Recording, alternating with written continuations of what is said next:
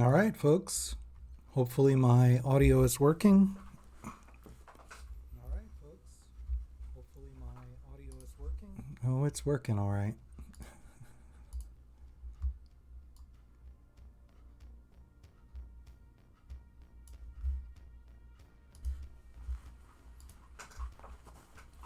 Gonna see. I never think to do this, but check to see the desktop audio, like the background, how loud that is.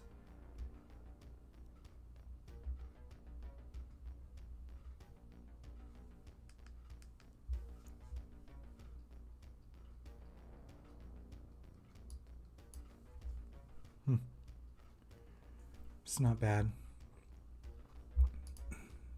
Okay. So today,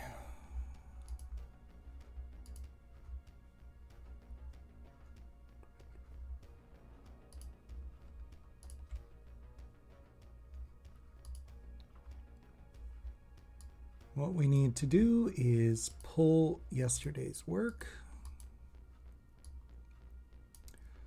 I work from a couple different workstations. So in a different location. And so I find I have to pull my own work. Just like you would if you were working with a team. I'm my own team member. And I suppose that's the life of an indie dev, right? I've got some serious allergies going on, so y'all are going to have to forgive my scratchy throat here. Let's see if we have this in recent files. Okay.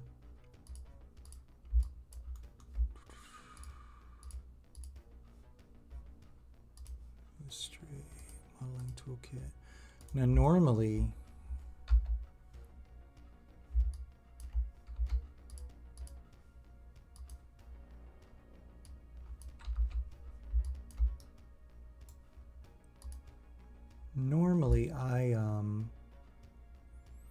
I don't use Maya,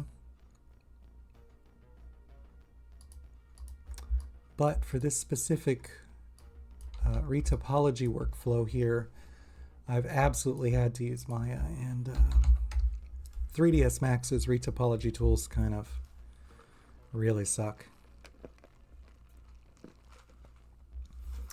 They're actually pretty good for things like clothing and hard surface, but I've discovered that when it comes to characters, it's just absolutely terrible. They just don't have anything that compares to what Maya has here going on. This is absolutely...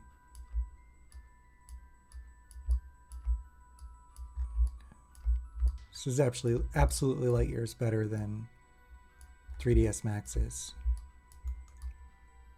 implementation of retopology. Which is weird. Why don't they just bring over what they did in Maya to Max? You know what I'm saying?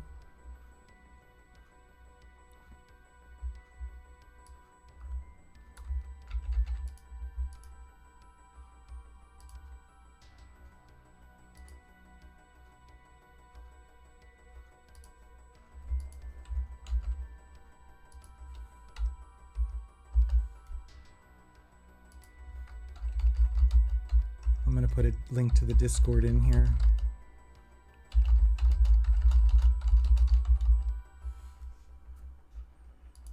Always put that in the chat.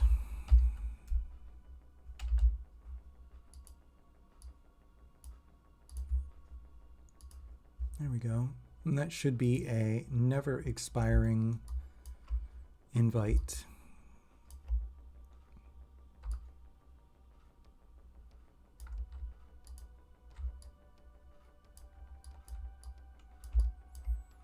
I'm not actually even super concerned about the topology here at the top or back of the head, because this is going to be covered with hair.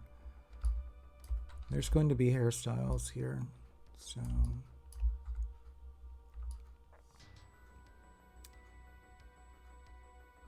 Anyway, yeah, I haven't, I primarily use 3ds Max, so I've not been in the Maya workflow for a little while.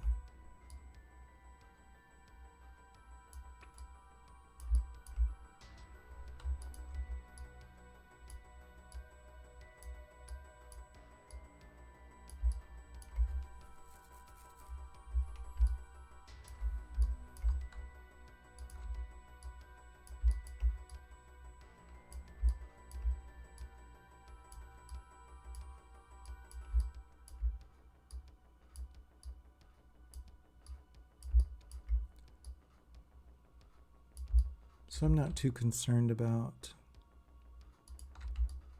spending too many, putting too much detail or too many polys up here at the top.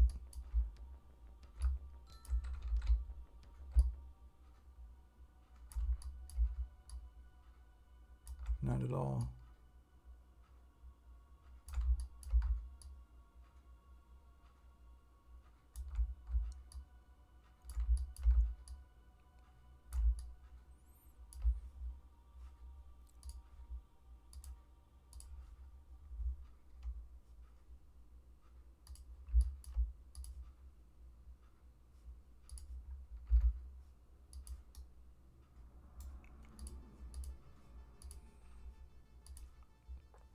I don't know what happened there.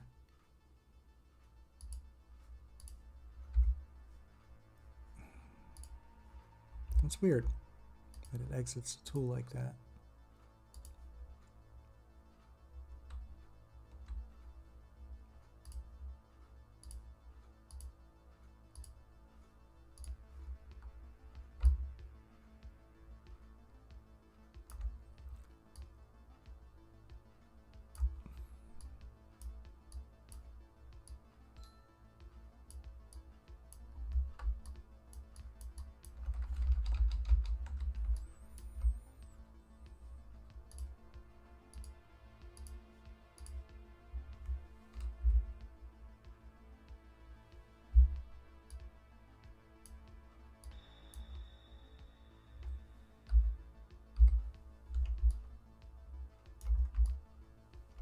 Good enough. Not an area of high deformation, so I'm not going to get super caught up in that.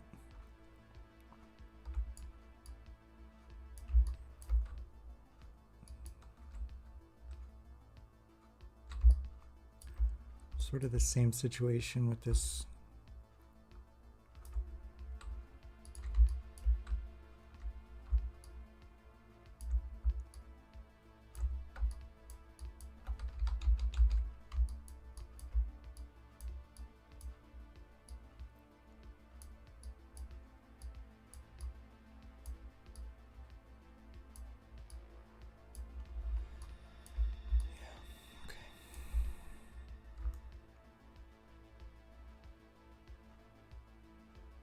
Yeah, sometimes I forget about that shortcut.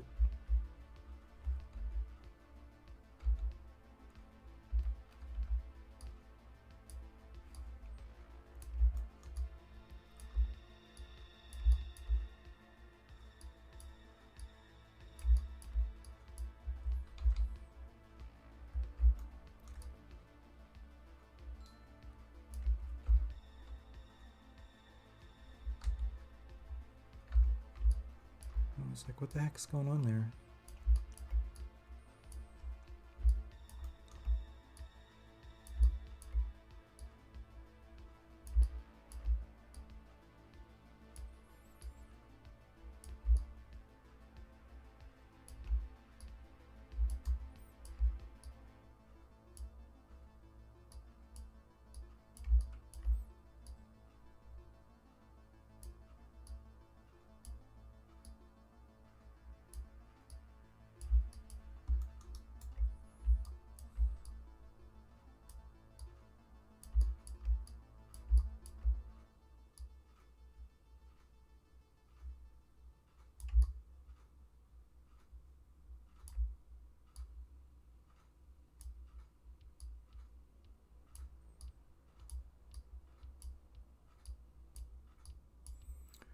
This is kind of like laying out UVs, like setting up texture coordinates. It's a very, I guess you could say like a Zen thing. It's easy just to go through it without really thinking too deeply, without actually engaging in much conversation or anything. That's just sort of one of those, I don't want to say mindless tasks, but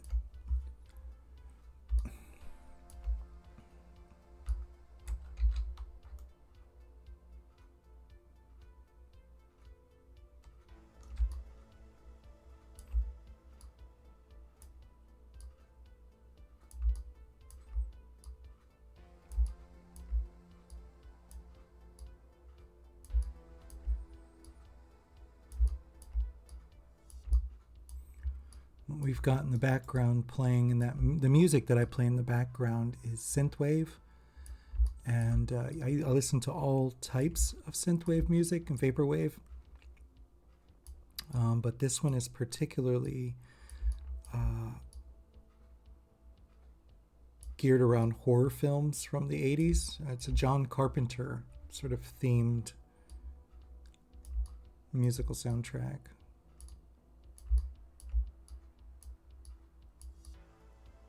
John Carpenter being most well known for all of those 80s sort of horror films. Let's see here. Obviously, The Thing.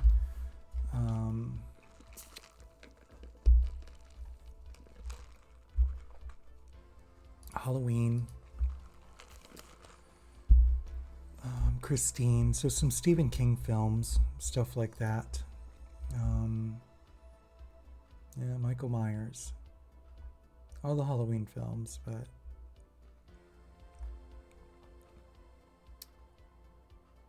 I didn't realize that he worked on the 2022 Firestarter remake. That's interesting.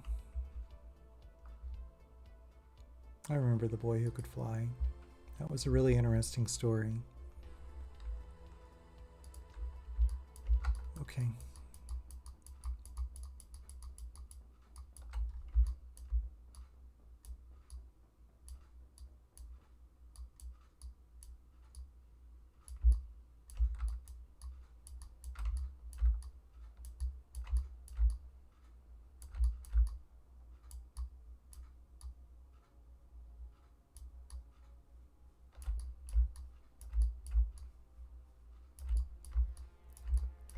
Okay. I think that looks good for the neck. This is stylized character anyway. So the shader is highly stylized too, so you don't really get to see a lot of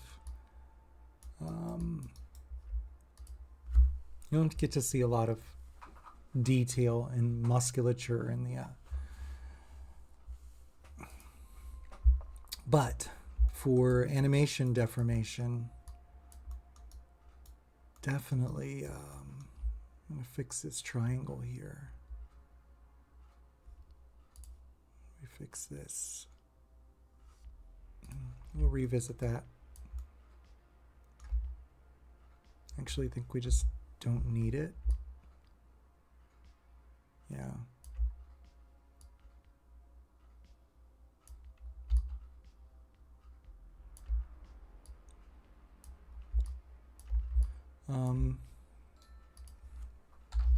Yeah, and one of the best things that you can do to understand this whole face topology thing is just Google ideal face topology.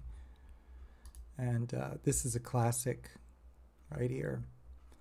I'm looking up primarily those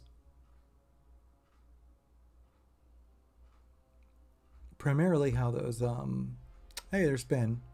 Yeah, sure. Share any artwork or anything like that you have.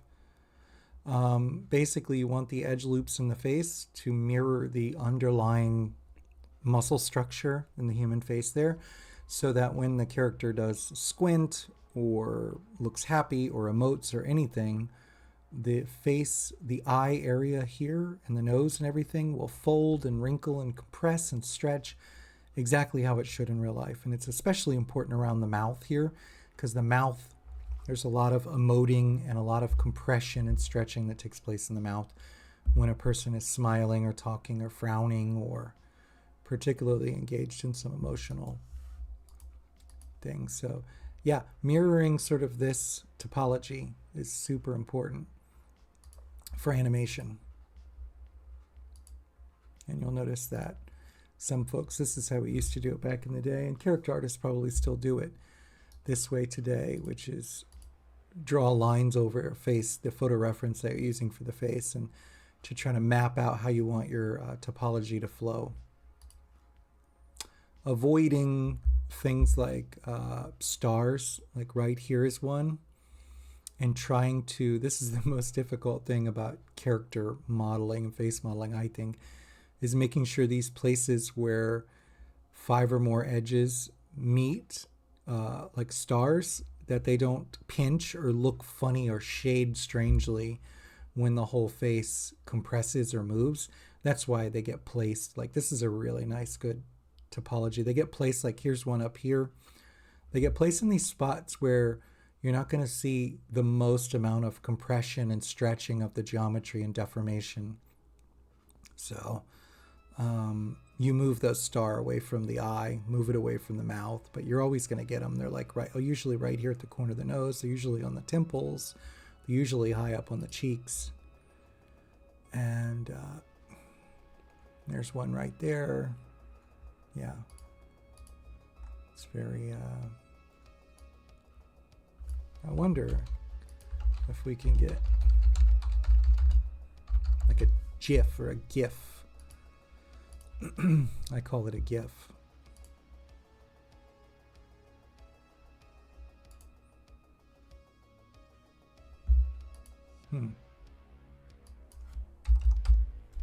Actually, I think if we just go images, I think we can tell it to be a GIF, right?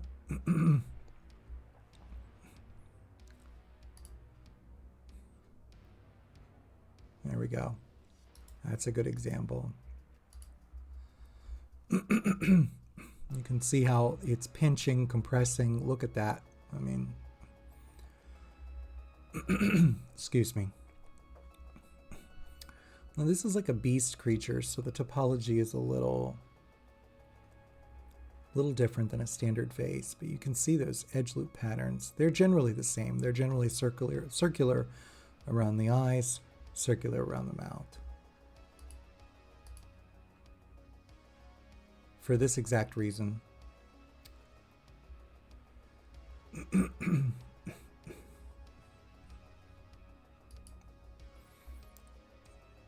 Ben, an owl going to sea swimming.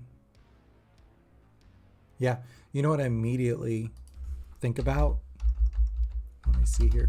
This genre that I had never really heard of called cute games.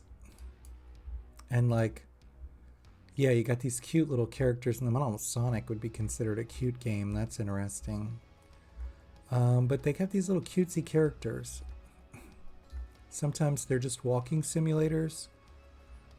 That looks cool.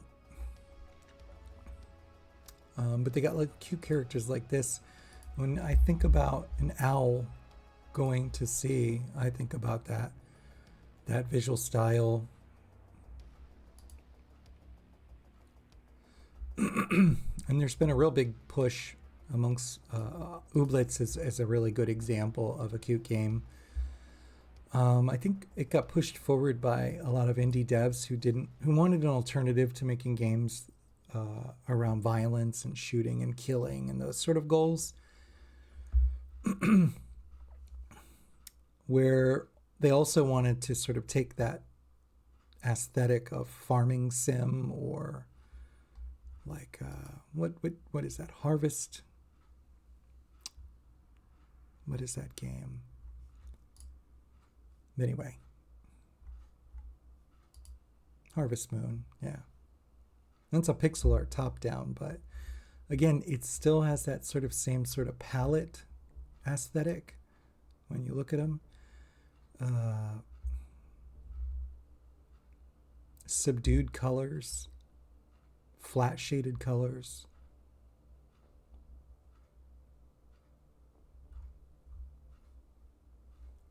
Yeah. And owl going to sea, foot and fishes, piranhas, it really feels like it would fit into an art style like Ooblets or something. I say go ahead, try it. I say try it. There was a really good Git repo many years ago, and I don't know if it's still, it was in Git for Unity bird flight. It was really good. Then again,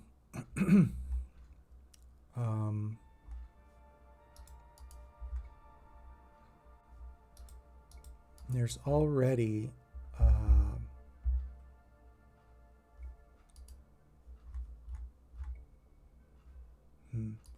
there's already a character controller that does bird flight. Let's try this. This looks awesome. Going on a bit of a tangent here. The bird looks really cool in this. It's like a bird of paradise or something.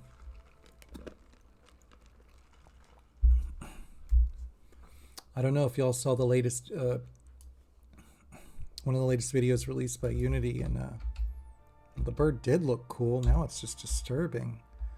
I don't know what's happened to its... Oh, God, I died. Okay.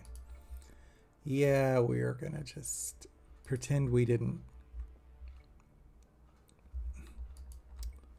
Trying to... Oh, here it is. Physical bird controller. This is not it, but this looks cool. Yeah, this is more like... The cool thing about the owl... Or I mean, the one thing about the owl is they're nocturnal. So they like to hunt at night. You don't generally see the owl over the sea, right? They're usually forest creatures. But something that isn't an owl, like maybe a some form of raptor, like falcon or raptor, or what is that bird? The ones that sort of dive and hunt fish. They dive into the water and they use their talons and snag the fish right up out. An owl is cute, but the problem there is an owl is not well suited to, like this right here, what this bird controller just did in the video, this diving into the water, over the water. Yeah, this would be really cool. Grab yourself a package like this, put some kind of trigger on the bird, some kind of invisible sphere collider or something on the bird, or maybe a radius check, and then check for something that has a tag fish. Go in and attack it, give it some health. Maybe pick it up. Maybe the fish fights back when it's in the bird's beak. This is cool. What's cool about this too is I could see this translate from desktop to also being a fun experience on like an iPad, and I can even see this like translating to VR. Now it might make some people sick in VR, but there are ways around that. Not everybody gets motion sick in VR, but yeah, if you want to make a game about a bird over the sea who is going to sort of fight with fish and piranhas and collect gold. What would be cool is if like the bird was collecting gold from a Spanish treasure, from like a sunken galleon. Okay, well, there is another bird controller. This one's $30. Again, hey, we're all on budget here. We're indie folks. But this Unity Free Flight by Nicholas Dowse, it's pretty old. So you might need to, let me see if the demo, it's very old. Demo probably is not up and working, but this bird flight thing, as of just a couple years ago, was still working, Unity Free Flight, and it felt really good.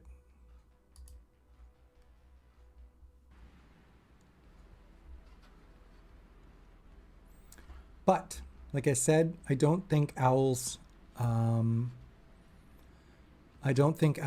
over the ocean often. I think they're nocturnal. I think they like the forest.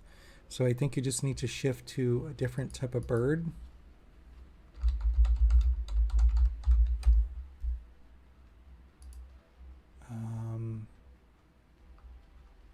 Like maybe some sort of falcon, or I'm looking up bird of prey, and that helps. It's the sorts of birds that excuse my throat. A raptor, like a harrier or an osprey. An osprey was exactly what I was thinking about. Man, this bird flight here is so damn cool. I don't even want to turn it off. I'm just doing face topology today. But yeah, so I Googled bird of prey here in Wikipedia. These are the types of birds that would dive and hunt. Well, not this buzzard guy here, but dive and hunt into the ocean or a river. They have really large wingspans. That was really cool. We're going to replay that again. And they are birds that hunt prey like that. Now, I know owls do, but owls generally, again, they're nocturnal, they're forested creatures. They're hunting like mice and things on the ground and snakes. But some kind of harrier or I would say an owl is on there actually. It says a night specialized hunting bird. That's the biggest thing as I'm thinking about these is that's so cool. Man, if you didn't make people ill in VR, this would be really cool in VR.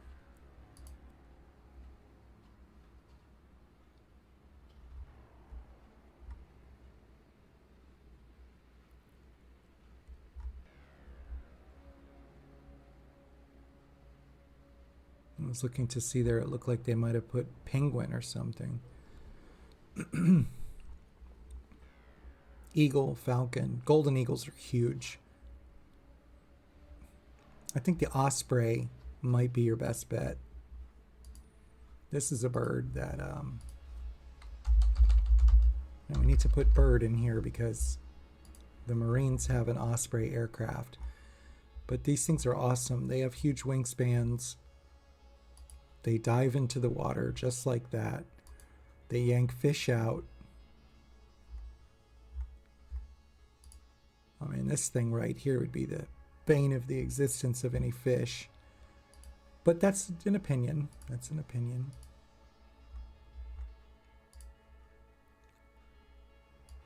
I think this here shows poor topology, good topology in regard to, I'm switching gears here on what I'm working on today. This is that circular ring topology around the mouth. This is not that this is bad topology as much as, and it is, because there's these star junctions at the corner of the mouth, big no-no. It's that there's really not enough detail here. You could easily fix this by cutting another loop around here and adding divisions. Instead of terminating all these edge loops at the corner of the mouth, run them into this edge here. This is the kind of deformation you want when the mouth is going to be speaking or animating. Yeah. Very, very important.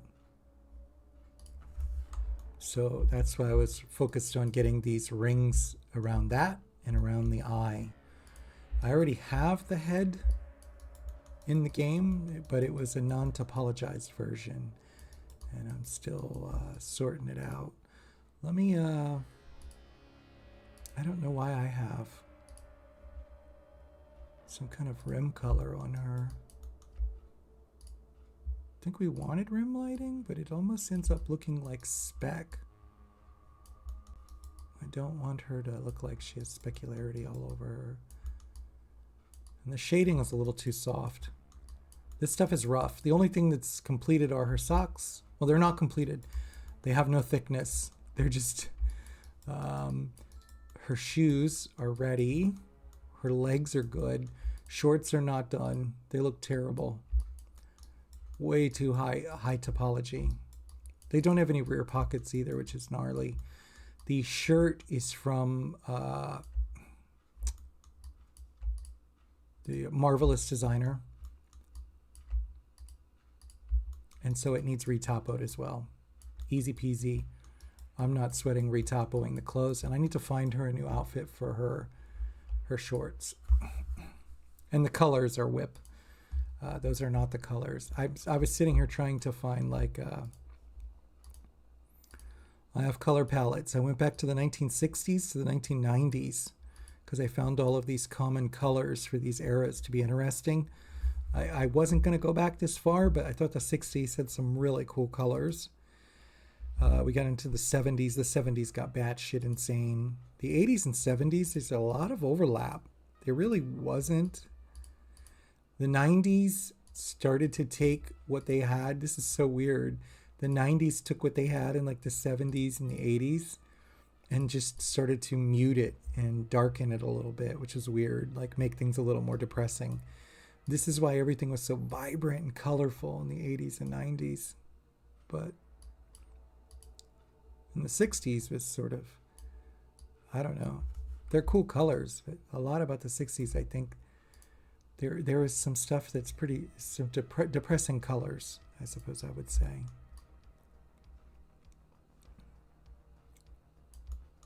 So I'm going to try to move things along here.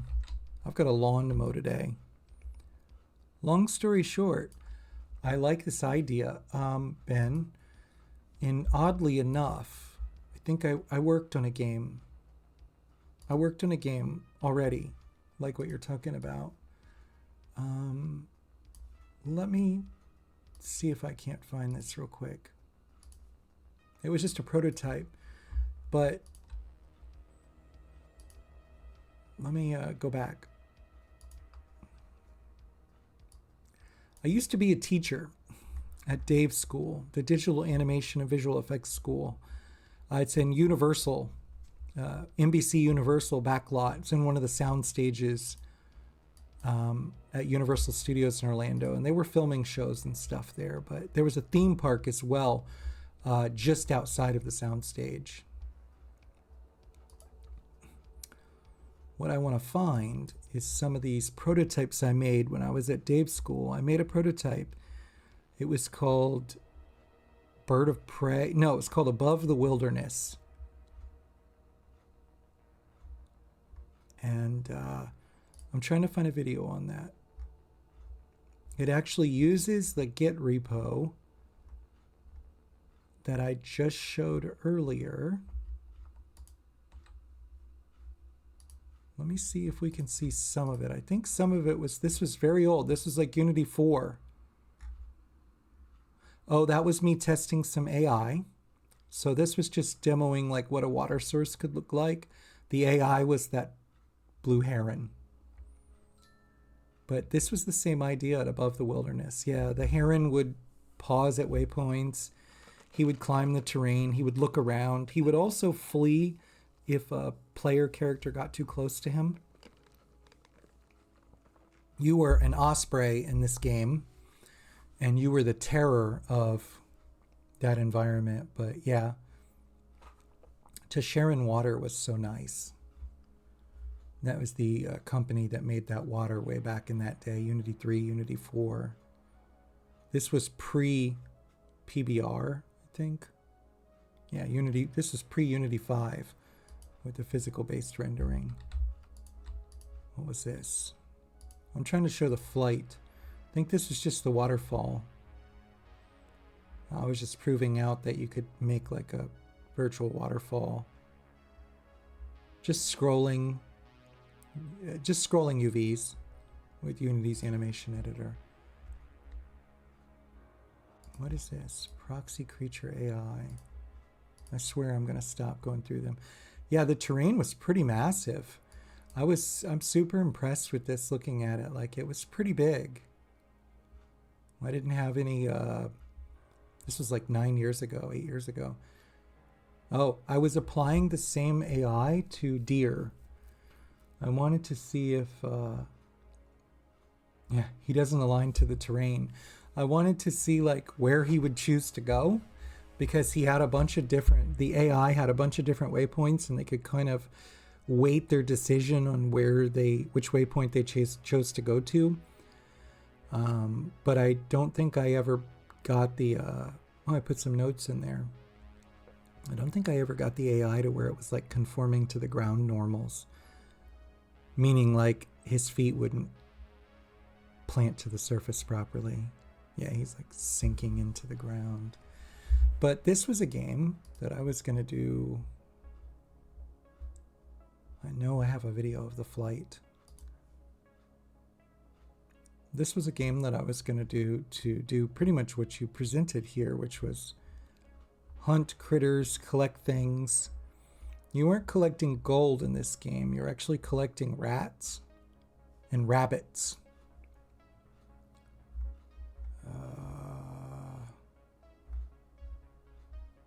Come on. I think we're going back way too far now. Huh.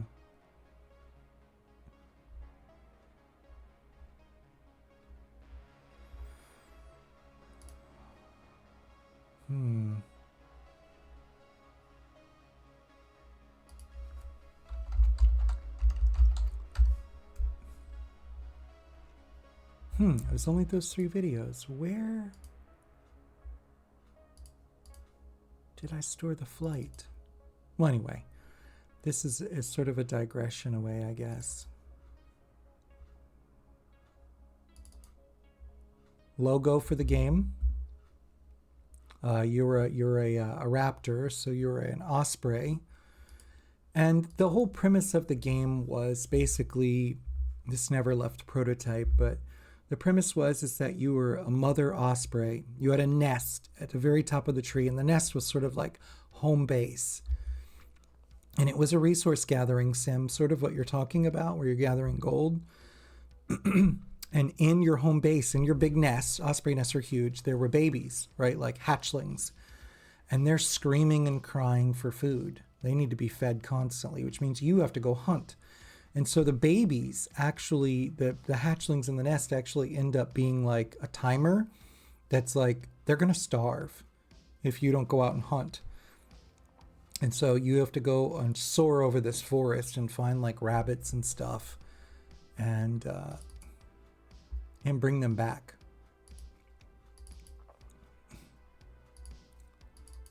Yeah. Red-tailed hawk's survival. Fly and hunt over a vast forest. Feed and care for hatchlings. Protect the hatchlings. Avoid human hunters. Hunt fish and water sources like lakes, rivers, and streams. I'm so surprised I don't have any like video. I could have swore I demoed it. I may have demoed it live, like an actual executable. I think that's what happened. But it was received well. People seem pretty hyped about a game like that. And today, especially, I would think like people would go, ooh, I can imagine this in VR. Obviously not for folks who get motion sick from VR, but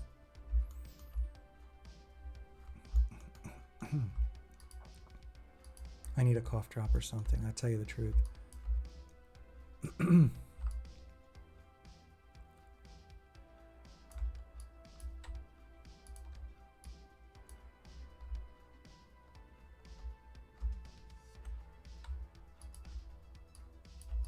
I saw some cool good news in a Unity video this week.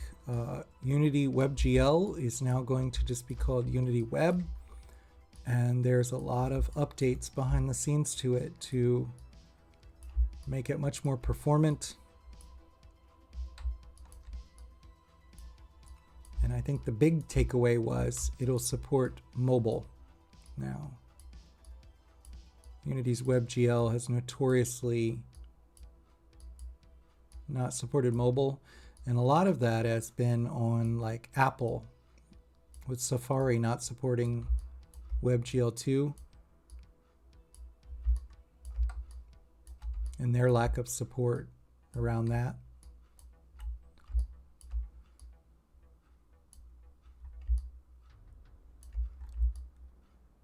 You know, I didn't even need to terminate that edge there, actually.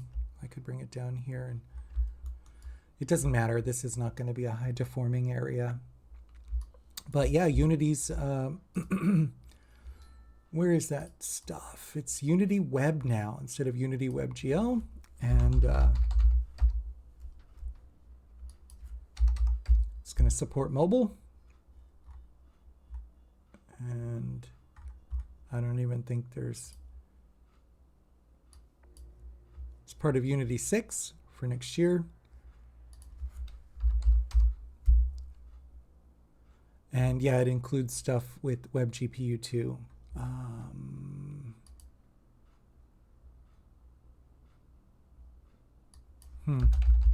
It's so weird. That stuff should be returning. You know what I mean? Yeah, there's the article.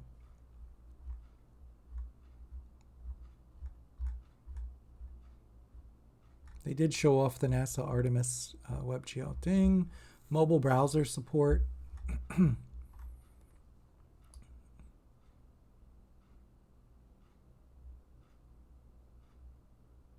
Frame times are down, which is good. I mean, well, frame timings are less. Things are being executed in a less amount of milliseconds. Ideally meaning higher frame rates. But yeah, check it out, I suppose. What's better for VFX or special effects? Unity or Godot? Huh. Well, that is very dependent on what you want to use your special effects for. Do you want to use them in real time for something like a game? Or do you want to create visual effects for a movie that you're going to render? I'm figuring since you're talking about Godot and Unity, you're talking about doing this in real time, but you can render some effects offline and bring them into engines too. So for some odd reason I said that because I felt like you were talking about Blender.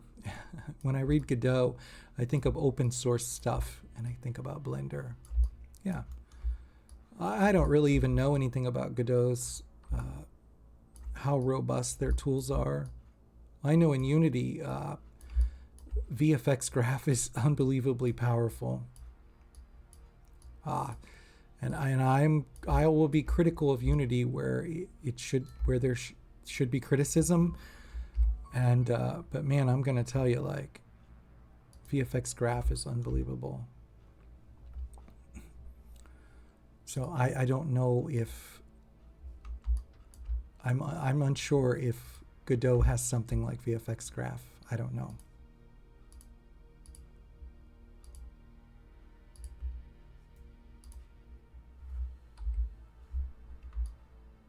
All right, what did we do here?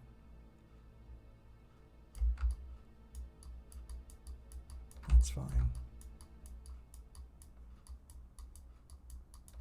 We're not actually deforming anything in that area. Yeah, so VFX Graph in Unity, holy crap, it's unbelievable. You could do millions of particles and like chaining, and because it's all running on the GPU, so it's extremely fast. I really don't, I would not believe that Godot has rolled up something like VFX Graph for the scale of what you can do. But again, I don't know.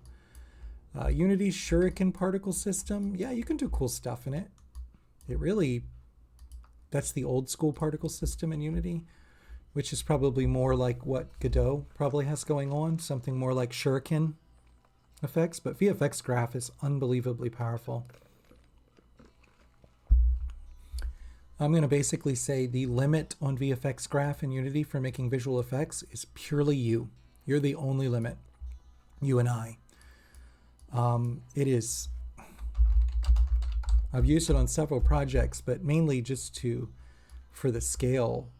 But yeah, it is, just take a look at some of the demo scenes and like the demo content. And it's so awesome. Oh, that's a game. Some of this demo stuff with like the potions and the little mage table and stuff. Like, yeah, this should be no problem for you to do whatever you need to do when it comes to visual effects. Smoke, fire, glows, you name it. And it's extremely, like, VFX Graphics is optimized and very performant. Hey, I use this game as visual reference for a different game. That's cool. And then there is an ebook on it if you want to learn how to use right here the ebook, The Guide to Creating Advanced Visual Effects in Unity. It's free. It's a PDF. Just grab it and look, you can even view it in the web browser here. It'll tell you exactly how to get going, what all of these different components do,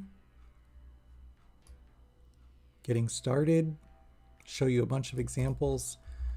It's really great. The great thing about VFX Graph is there are a bunch of tutorials on YouTube and probably some written tutorials out there as well. But yeah, it's unbelievable. This guy's Kajiro, this guy's repo here is probably one of the most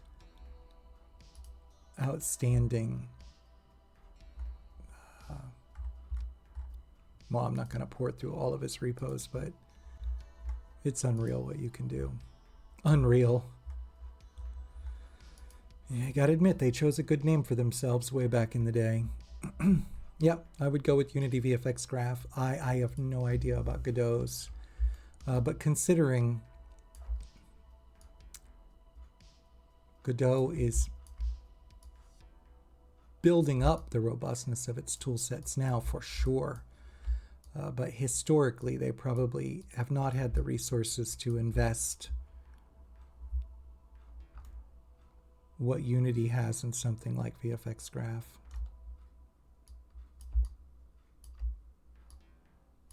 Which VFX Graph is superior, I think, to Unity's traditional Shuriken particle system.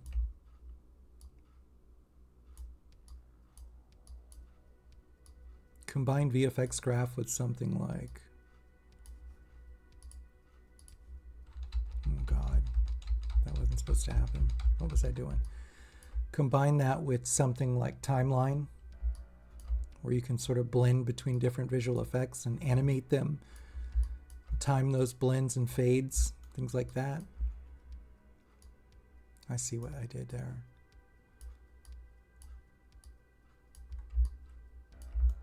Yeah, this is retopology for my character here, Samantha. She's in the scene. She has some proxy colors applied to her just to see how those colors render in the scene. These are not the final colors. I actually was, I grabbed, you'll see a color palette in my Unity here, and I'm trying to look at these, I'm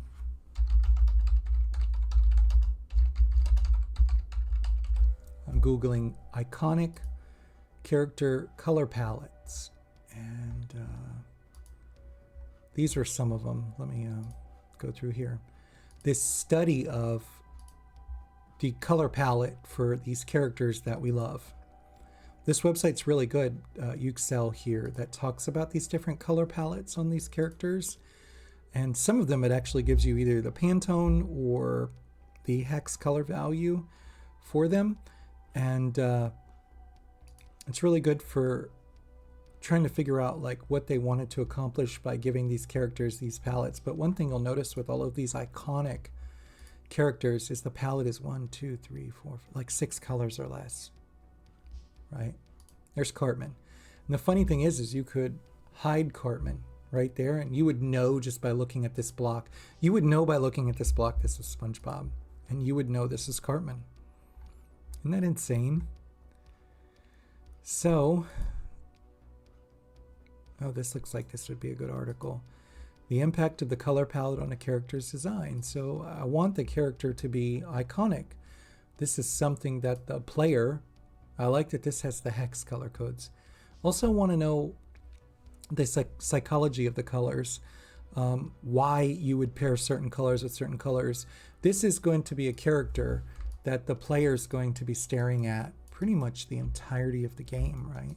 It's a third-person action adventure, so the camera's not always in this viewpoint, right? The camera can go to the front of her. Otherwise, I wouldn't prioritize retopologizing her face all nice. But you're going to be able to see her from all the angles. You're going to be able to swivel that camera around because she's going to need to be able to come up on things in the environment, and she's going to have to combine things, say in like a drawer in the garage.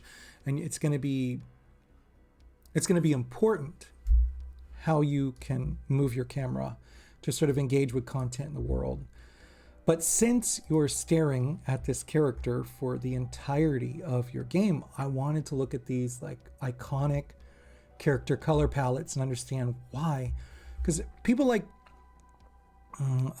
Disney or Aardman Studios, they're master storytellers. And so when they choose a color palette for a character, like say Pocahontas here, this is one of my favorite Disney films. That is 100% chosen with intent. It is to evoke a feeling.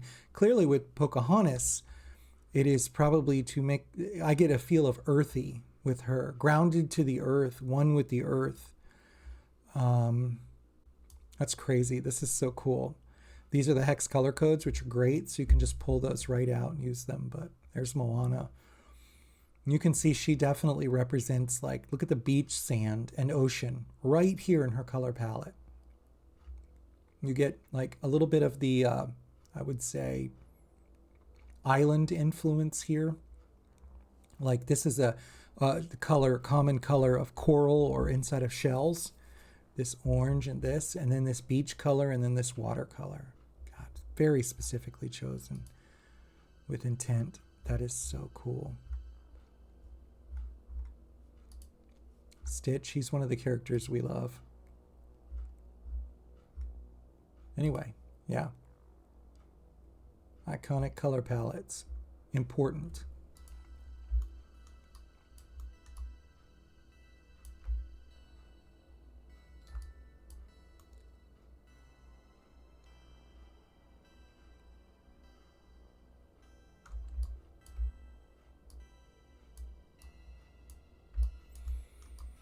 Yeah. So I guess retopologizing here is very much like making LODs or doing UVs. It's this Zen thing of sort of zoning out, and it's okay to have some distractions, I suppose. Especially up here in the top or back of the head. This part is never going to deform, and it's never going to be seen by the player. She's not a bald character. She will have hair covering all of that. And everything is vertex colors, so no textures.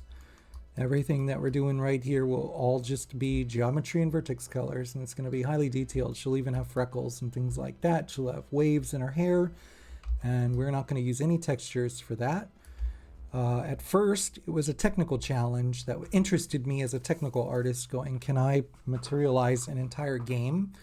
And not only that, can I make it look detailed?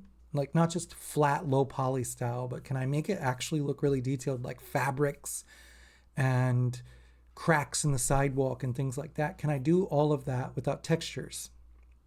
But then the technical challenge gave way to the reality of the scope of what I needed to do. And I go, this decision was far smarter. It was a far better decision to make, because what it does is it keeps a consistent art style, just vertex coloring everything instead of using textures. You were doing the texturing and PBR route. Yeah, you'd use Substance Painter, and you can use a specific shader set up there. But there's a lot of variance where you can go when you procedurally paint those textures or whatever between stylized and photoreal. This way, just using vertex colors, everything that renders her clothes and her body is entirely controlled by those vertex colors and in the shader. Yeah, see, it's nothing without the vertex colors. That's what she looks like. And so this is extremely powerful when it comes to, and everything is a preset in a shader. So this preset gets, boom, blasted across every character in the game, and every character in the game will have the same sort of shading style, same sort of lighting calculation over its surface, and then we do a preset for the buildings, for the foliage, stuff like that. So vertex coloring everything in the game versus using textures really allowed me to have a continuity in the art style. Everything on this character, everything in this world is embedded in the vertex colors. There are no textures. There will be textures. Let me show something on like cars. This is an example. Right, these are some vehicles. Yeah, and they're work in progress. They're all just vertex coloring. Once you take the vertex coloring out of them, all that materialization information is gone. So everything is in the shader. There's going to be a pass on these to add body lines. Some of them, the body lines are there, but they're not colored yet. And it's all those small details that add that detail that you would expect from textures. I don't want it to be flat, right? Because typically when you see people doing that indie, let me enable the vertex colors again, that the indie sort of flat style, you lose a lot of that detail, right? But we can get a lot of detail. We can even do a lot of shading with vertex colors too, but I am just trying to flat shade it. Yeah, and it relies very little on the lighting calculation actually, just basically for some albedo. But yeah, so what it did was it started out as a technical challenge. As a tech artist, it fascinated me of like, can I make this entire game using vertex colors and no texture maps? Can I do that? Can I have like an entire roller skating rink, foliage in a forest, everything, and everything? At first it was everything share one material, the entire game on one material. And yes, you can do it. That's the way it worked. But the one thing I discovered was there were some specific nuances around how I wanted one thing to look over another. So I did end up breaking out some of these assets into their own materials. Basically, if they share the same property, then we'll keep it. But yeah, everything's driven in the shader. Procedural sort of dirtying, but no reliance on texture maps. I actually got this inspiration from Thomas Salas, the dev of Bulwark and the Falconeer.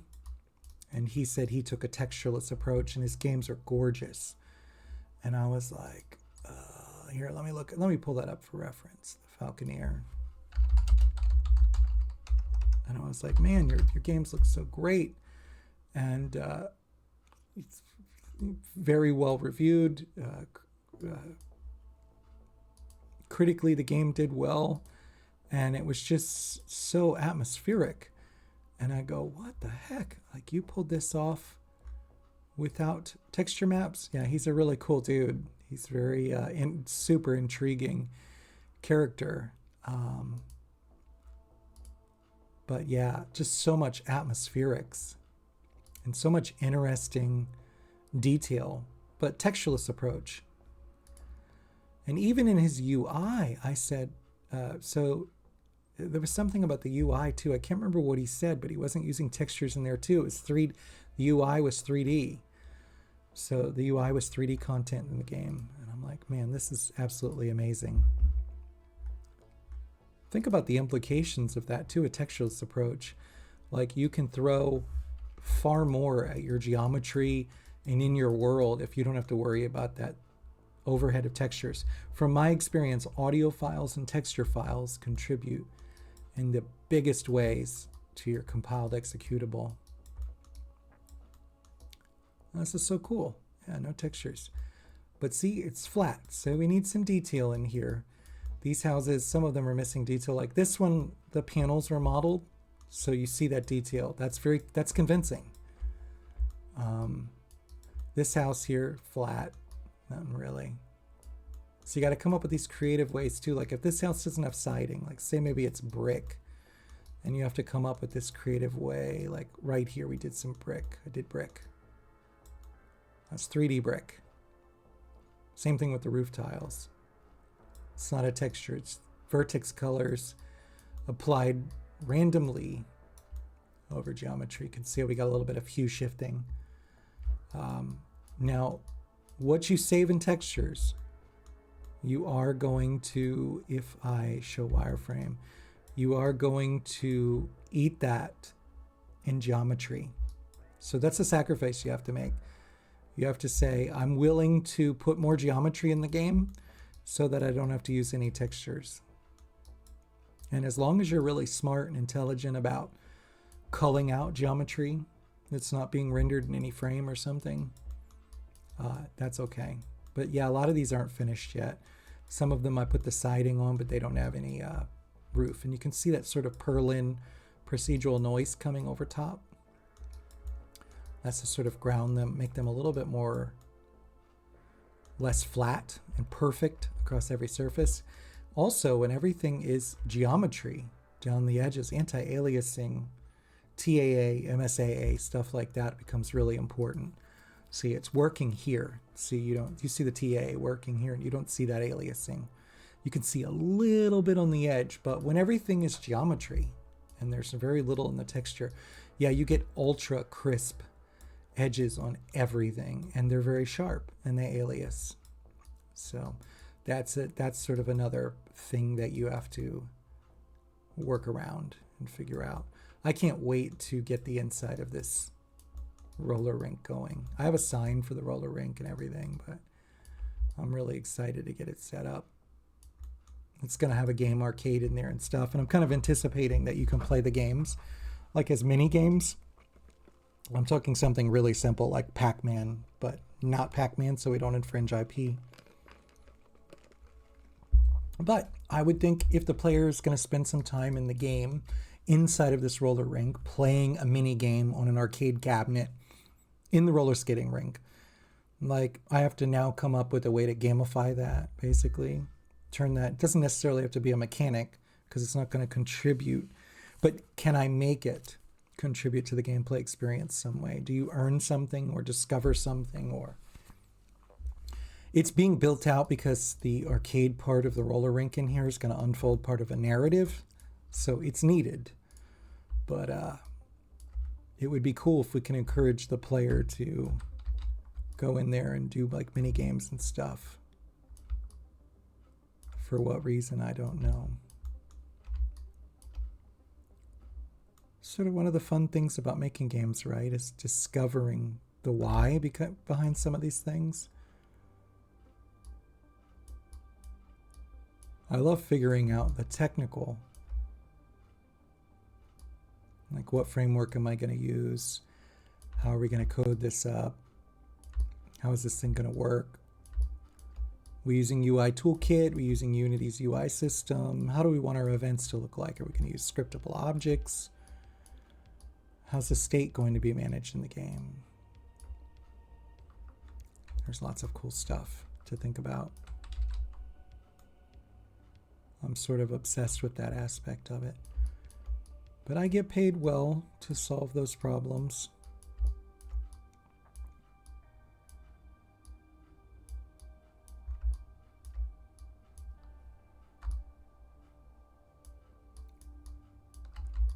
Head retopology is not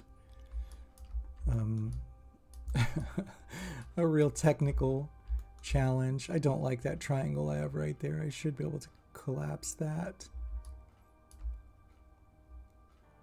I can run the loop around one more time and move it. The face will probably fold right here a bit, and it will fold and it'll compress, stretch, and wrinkle up here. This might just be If anything I learned from folks in film, it really doesn't matter that much unless you're absolutely atrocious on where your stars are, your points. It really doesn't matter that much to get super caught up in that, especially if it's tessellated or something like that. You should look at some of those Hollywood models that they use in movies and stuff.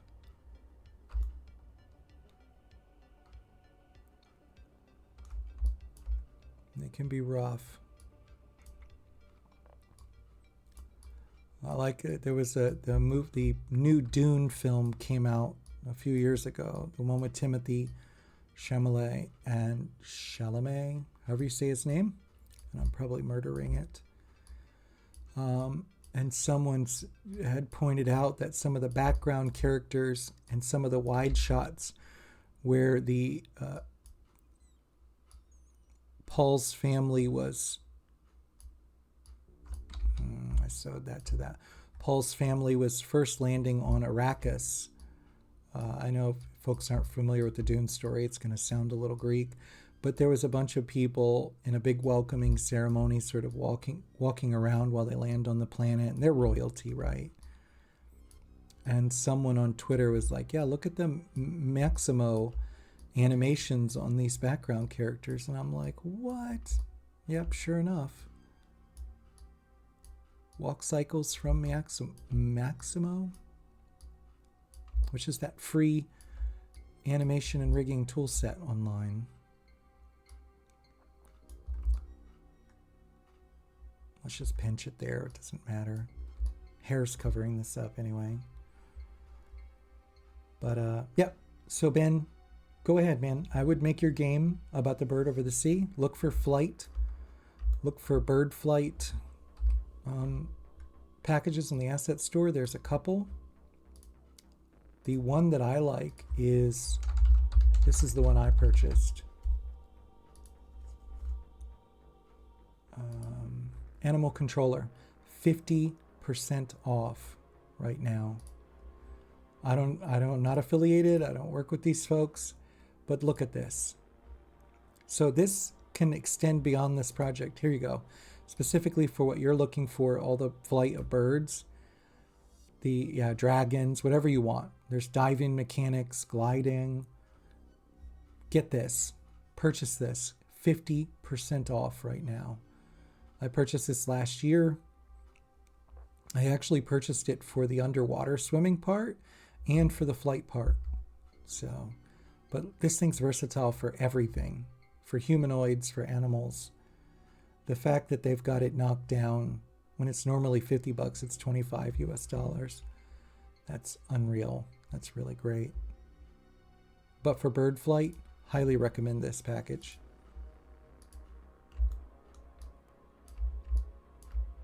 And I would say prototype it, make it.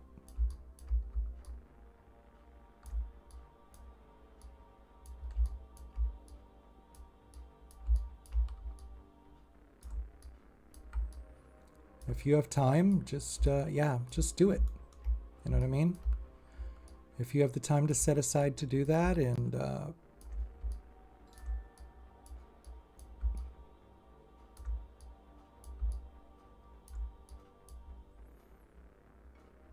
make sure to ask yourself the why, though. That's going to be important to the why on why you want to make that.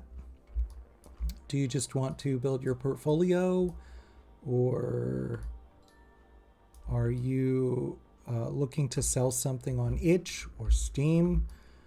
Ask yourself those questions, because that's going to inform like what you want to invest in it time-wise, money-wise. You want to hire some contractors to sort of help you sort out game design. If there's any kind of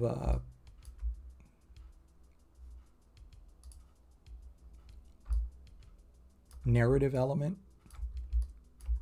even if that's just the sort of narrative that lets the player know exactly what they're supposed to be doing.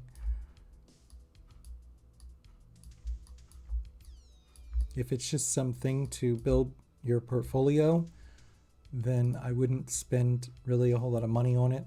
I would just find the free stuff that you can. Oh God, did you really cut across like that? I mean, I guess in its defense, I didn't quite exit the tool, did I?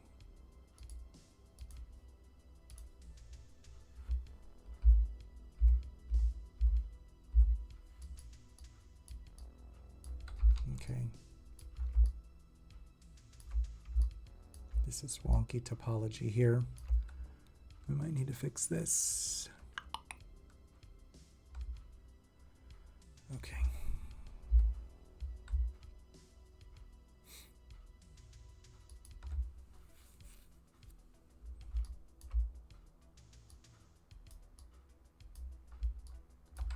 Oops.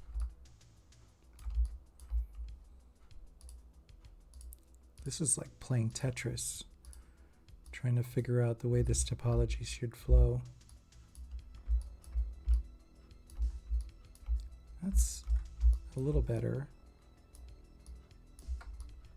Great thing is you can just relax this and it will automatically space these edge loops where they should go.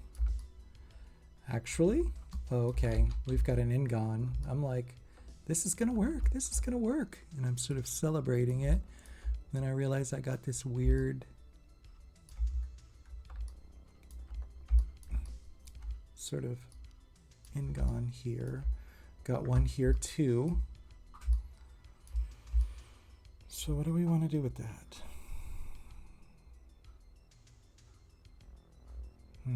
What we could do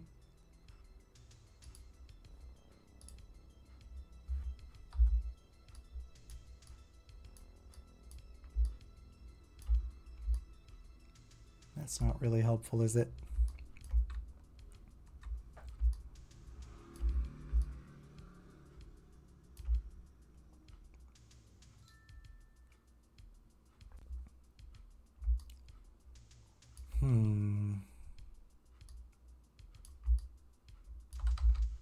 Sometimes the topology just, it bothers me. It's not that it wouldn't work. It's that it actually bothers me that it's that way. Does that make sense to everybody? Like knowing that it's not clean topology, even though it's going to be covered in hair. Like it makes no sense to obsess about it because this is covered in hair. So I could just, boom, done with it.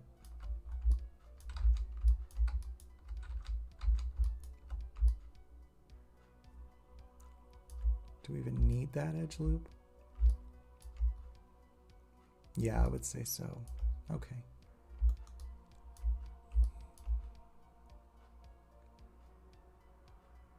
Maybe we can terminate these into one another.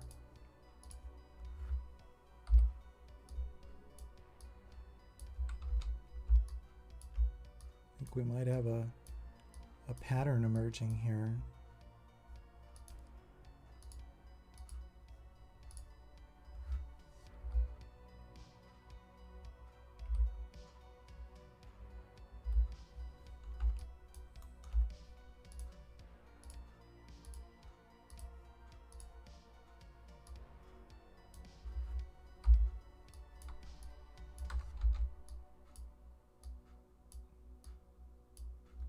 That's funny. I still end up with this weird, like, oh, yeah, okay. Oh, you know what? I'm actually sort of digging that. That works. See, this soothes my ADHD or my neurodivergency. That's a clean loop. As for this, I think we can just split this one.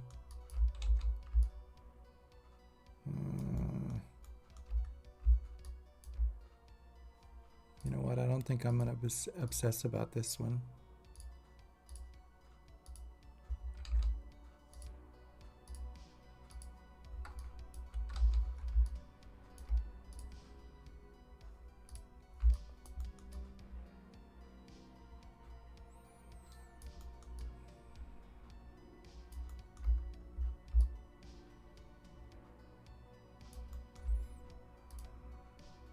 This is always a real pain in the ass spot.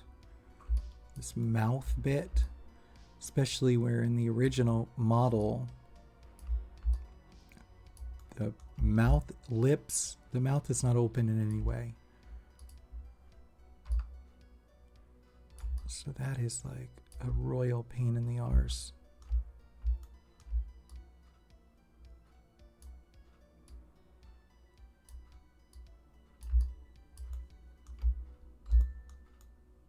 Guess we could work on it.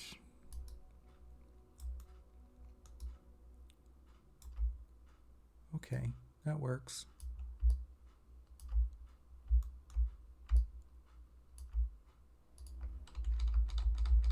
What happened there? Nope.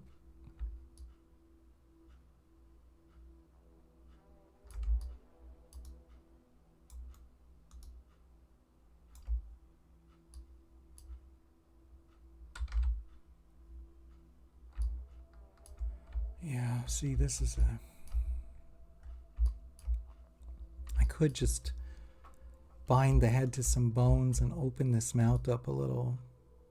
There might be an easier way. I might just be making this difficult on myself.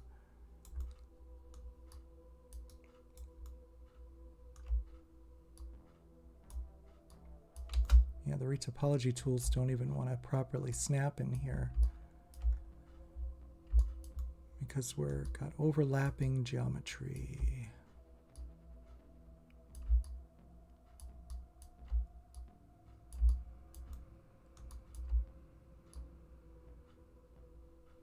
Okay. Oh, this is working. Maybe I just work inside of the mouth like this. Come on. Seriously?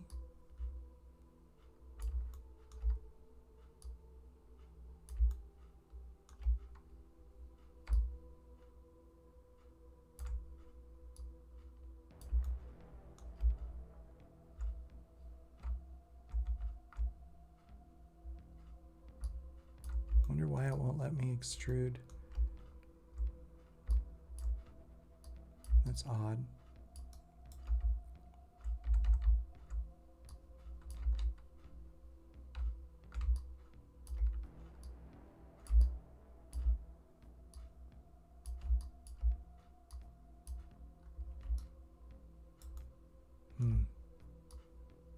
There's something about the nature of this geometry that's not good.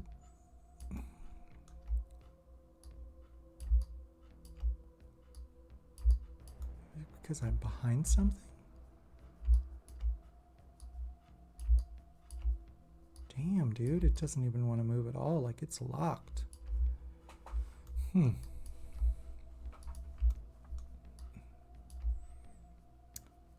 Well,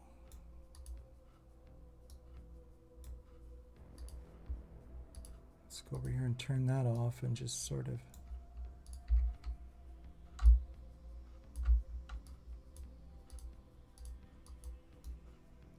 just work around that at the moment.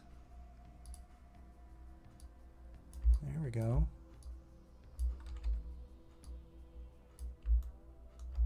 That got us where we want to be.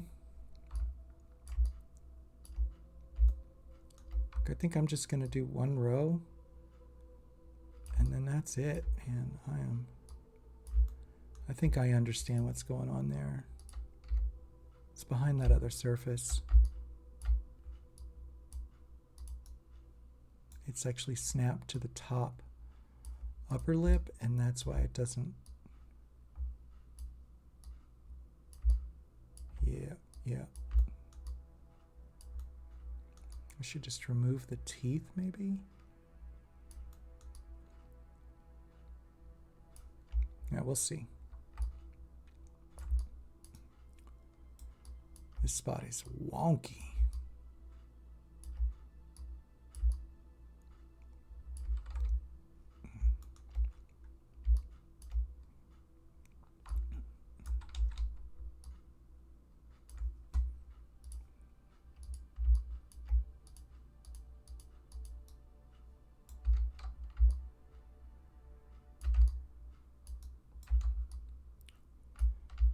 come on, snap, snap. We got a transform constraint on, that's why. What a pain in the arse.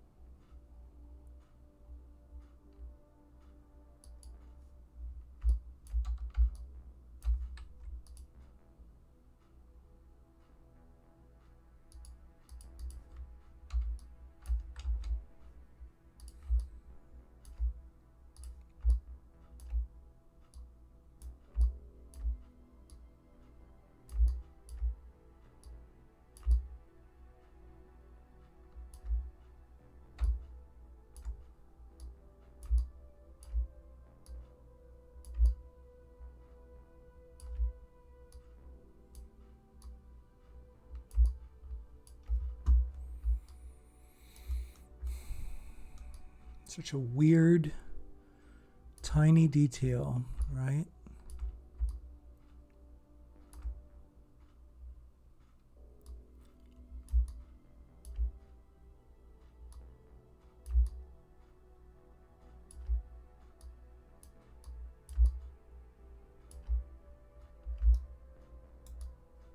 Oh, come on.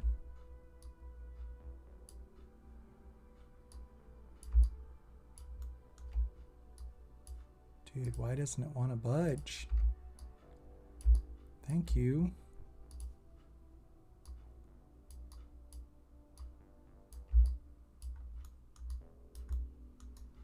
Well, the great thing is everything that's done on this side just gets mirrored to the other side.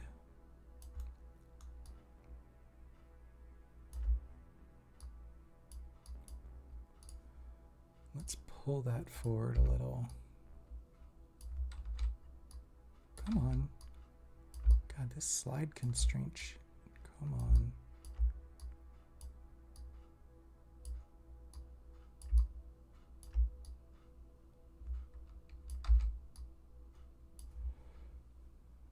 Where is that?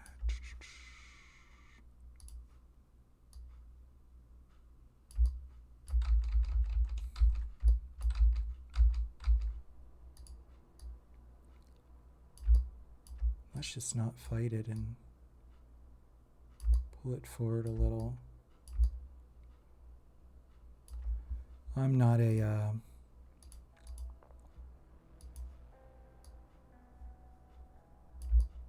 it's that live surface thing, isn't it? Yeah. Let's just leave it be for now.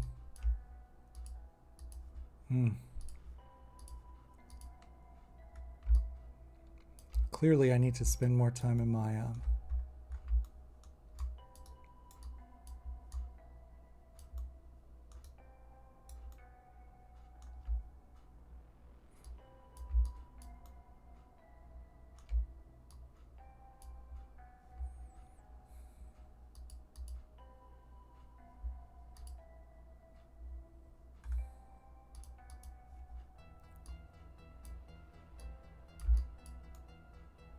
That little vert in the corner is like locked.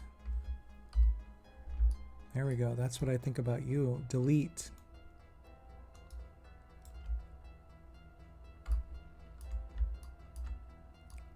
Wow, I can't even extrude off of that.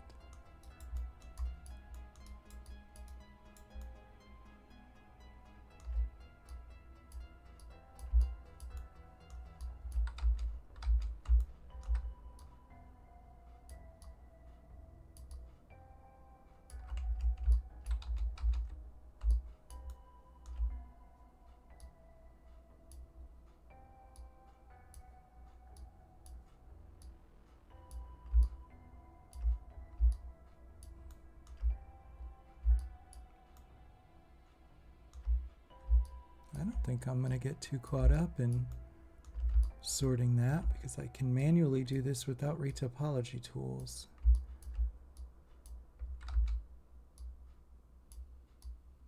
can extrude that mouth in. Grab that mouth sock that's there with the teeth. Yeah. I don't think I need to get too caught up in that.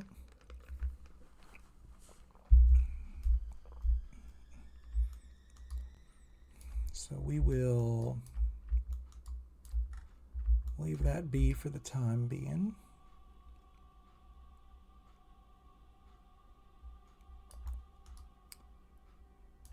The eye spot looks good.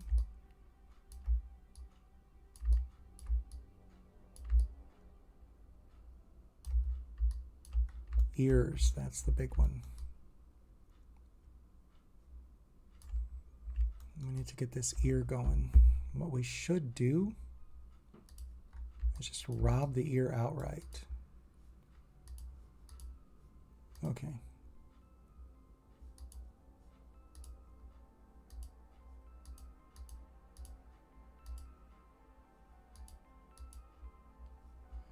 Oh, I need to turn off quad draw. Stop it. Let's clear any dots that we drew. Okay.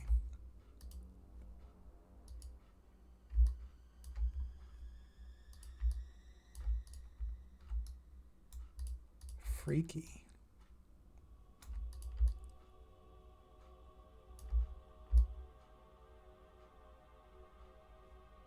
Okay. Things are shading nice. The topology is pretty darn nice. There's a star right there, though. Like I said, I'm not going to obsess about it unless it becomes a problem.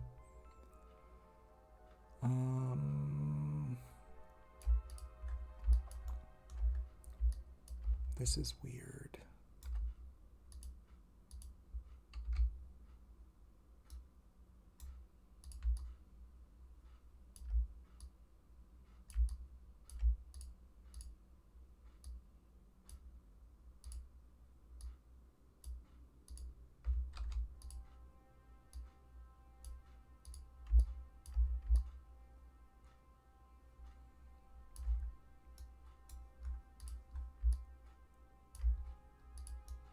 We don't actually even need that.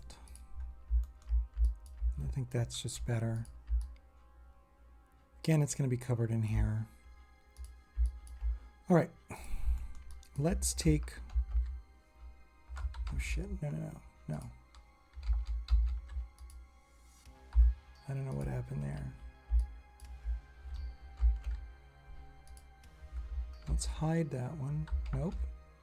Okay.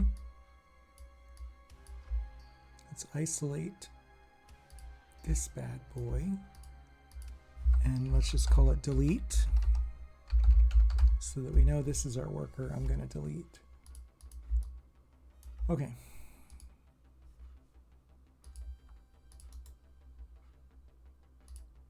This is me like using Mac's hotkeys.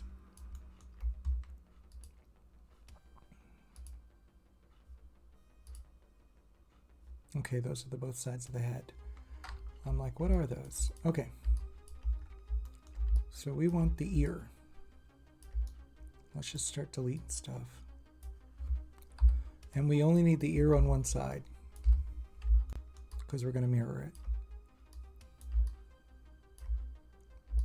Why am I not selecting all the way through? Oh, Maya. Oh, my preferences are not set. Okay, let's go through and fix a little bit of this.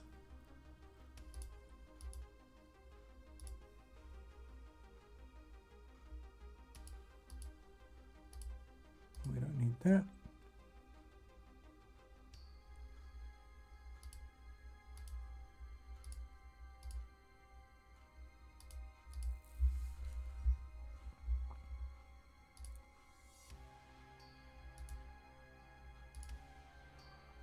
We can keep that.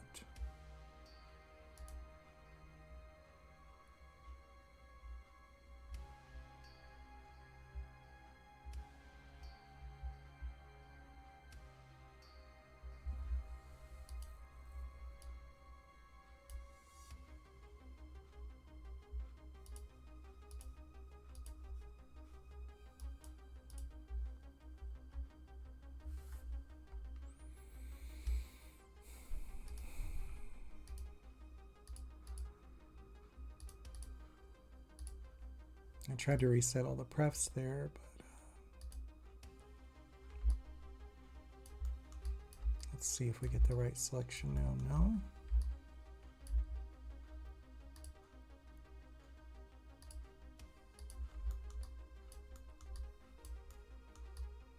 No.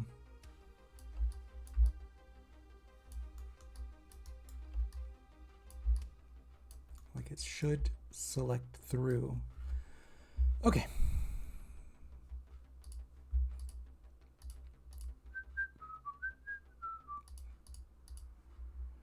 We need to be in meters.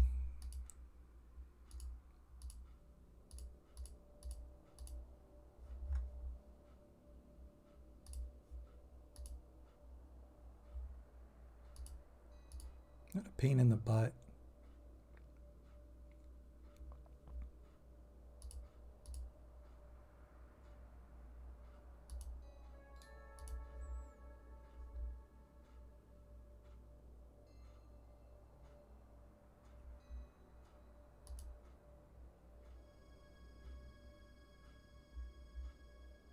I think asset.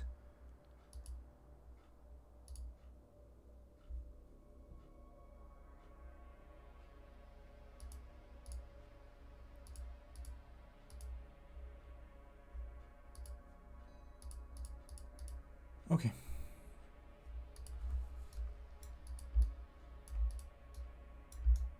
It should select back faces as well. And it did not.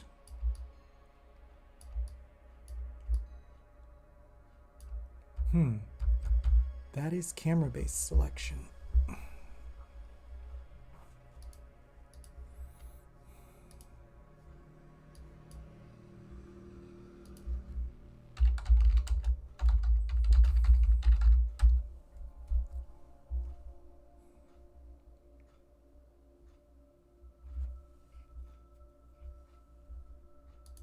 I just turned that off though. I need to figure out.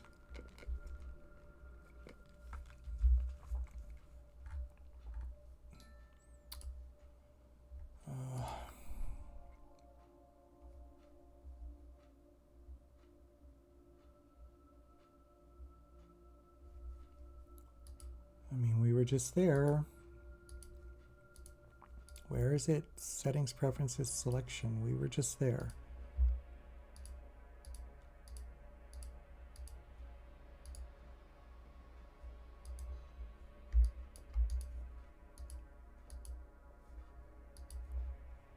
Let's turn it off or disable.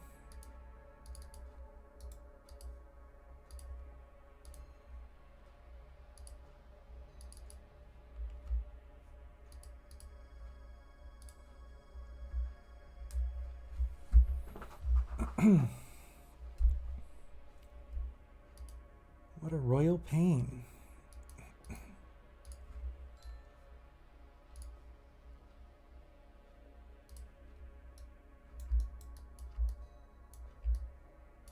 It's not selecting through.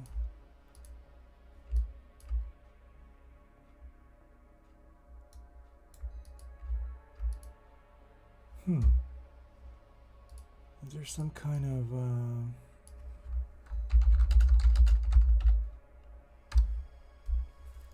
seems like it's a common problem.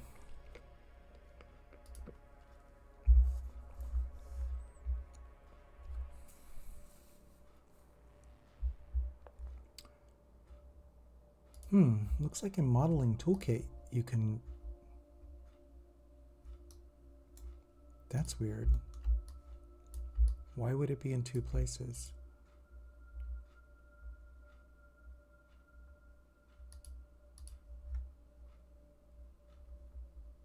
Camera-based selection off.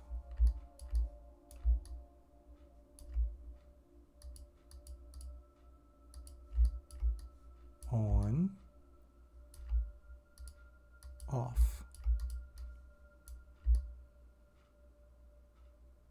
All right, this is frustrating. Is this a matter of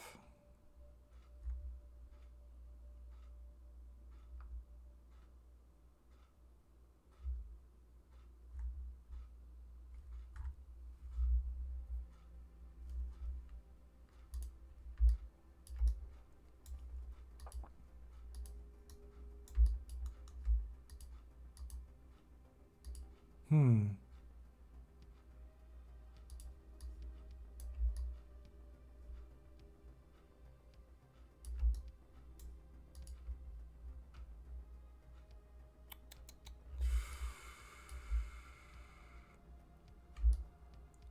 It's off there. It's off in the preferences.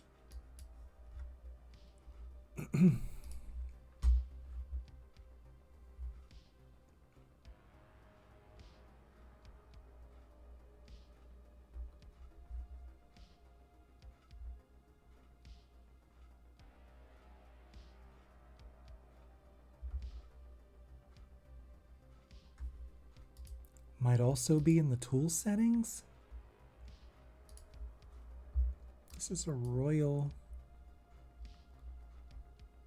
pain that it's all in these different spots.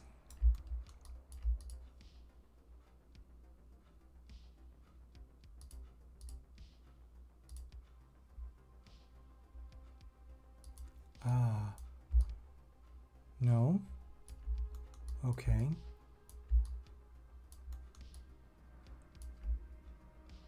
What?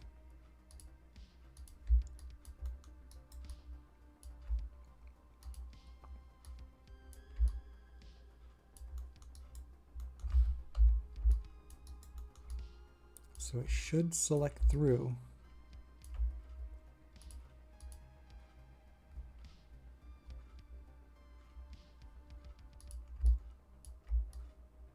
Now it should.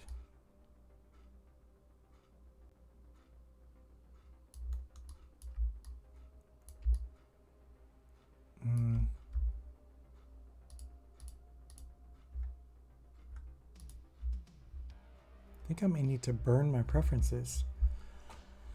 Let's see if this is a known issue.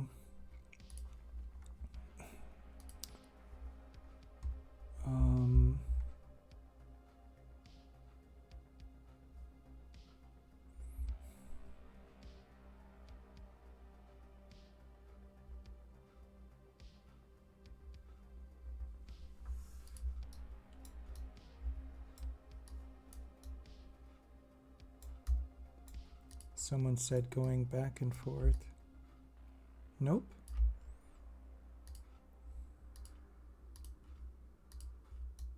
Okay. Rather than continually fiddling with this to figure out, I delete. Let's just delete the preferences.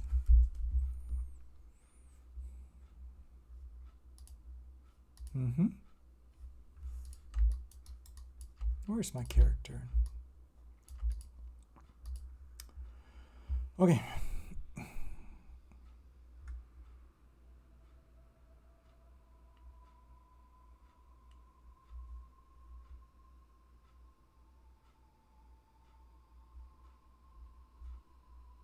I'm deleting these prefs. I know these folks are like, we strongly recommend.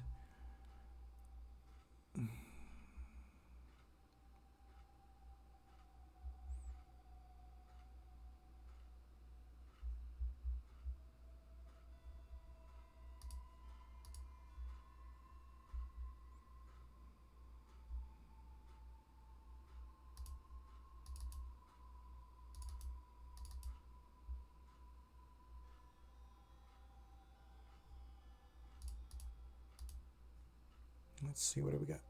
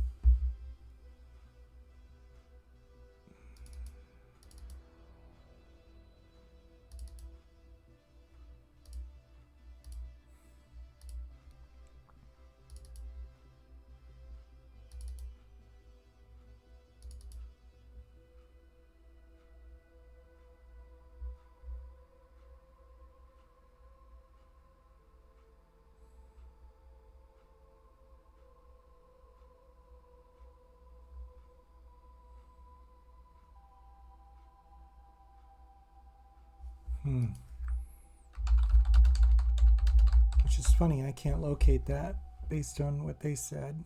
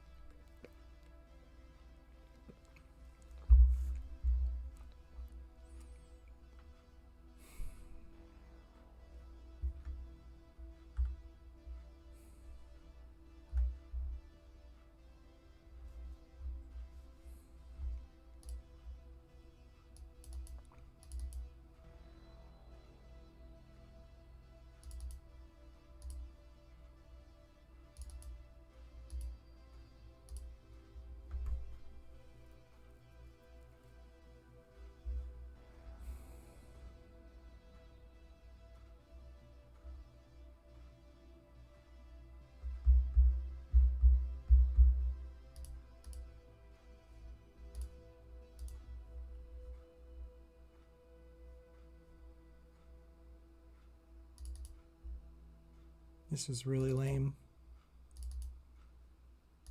I'm still literally looking for the prefs file. Neither of these locations exist.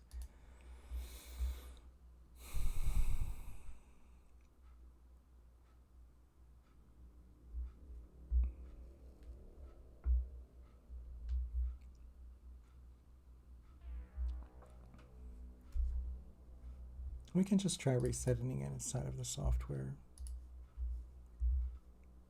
Because that's just a royal, that's neither of those locations that they've referenced in the documentation are lead to anything. Okay.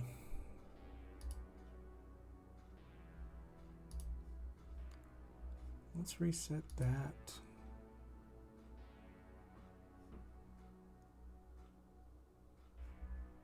Let's go back and where did they say that was to reset the preferences? Okay.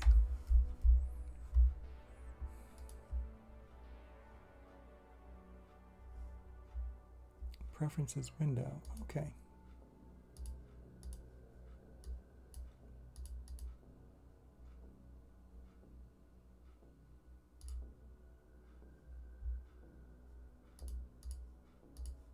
All right.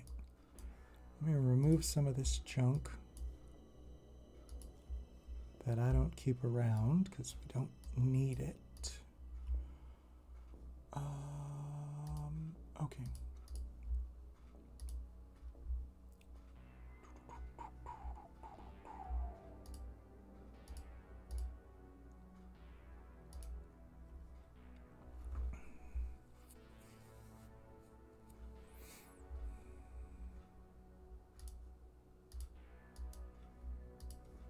Let's open up.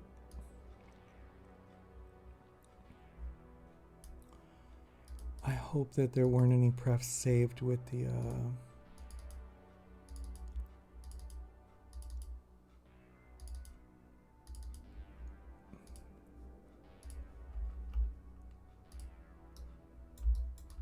okay. Okay, I think that that would be expected because it's on by default, I think.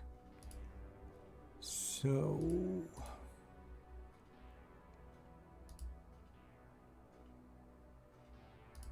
no, it's not.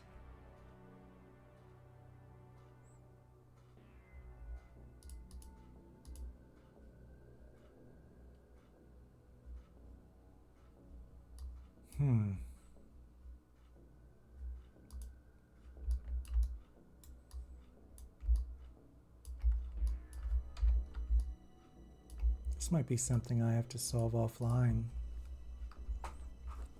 This really sucks.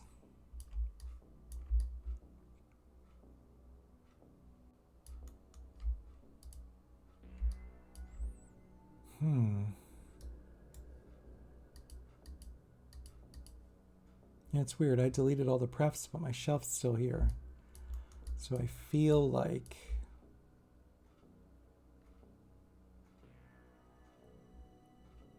this is not truly removed.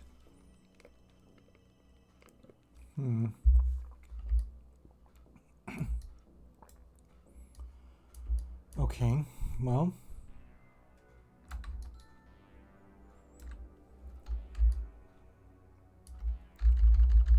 what I think we can do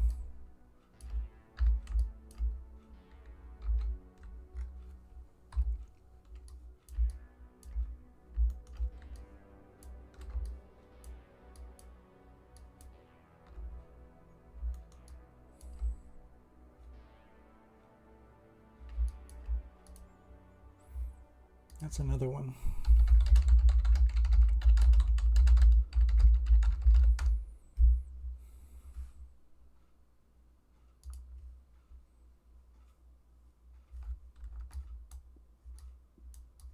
Okay.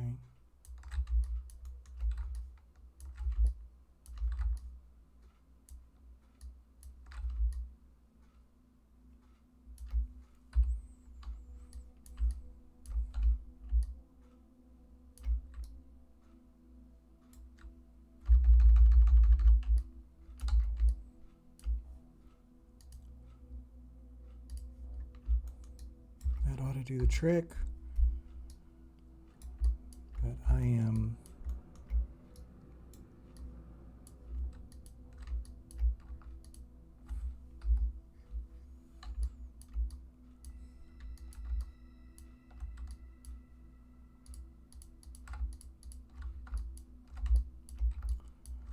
I wonder if that's a bug.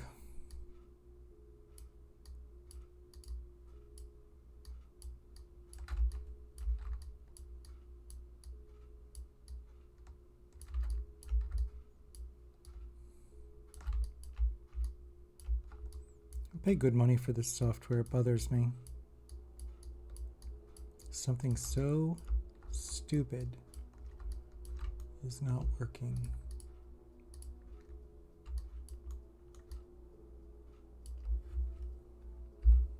Okay.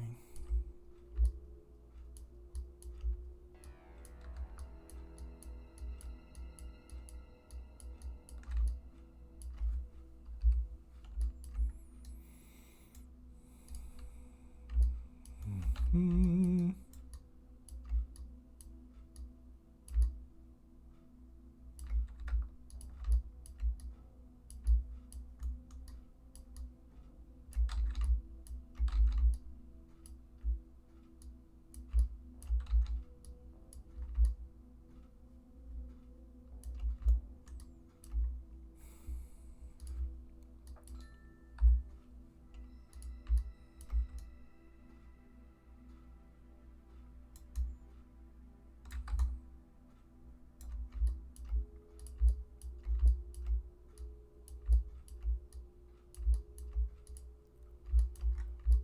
Okay, I think that's good enough for what we're going to need to do.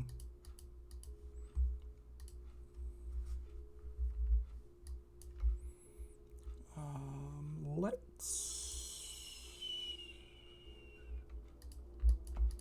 remove the isolation. Yep, here we go. Okay.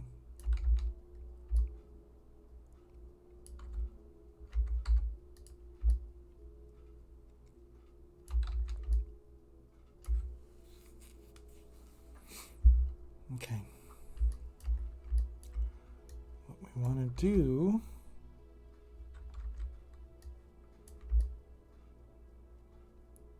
see, that's a pain in the ass.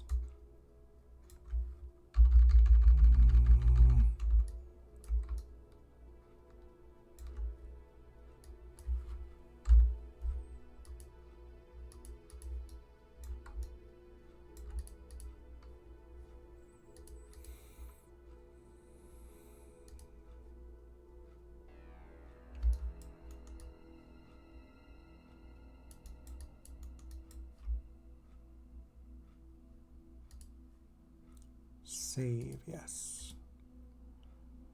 All right, let's retopologize this guy.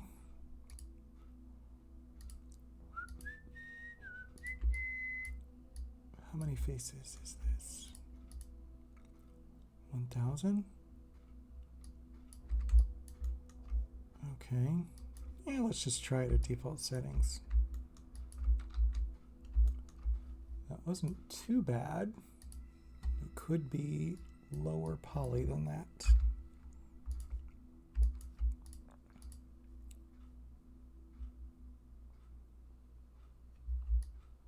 Wow, do I get a slider? Oh yeah, I do.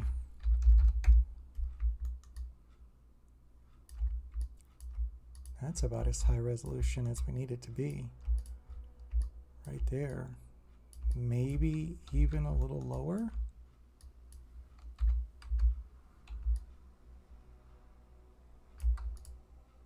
Yeah, that will probably work.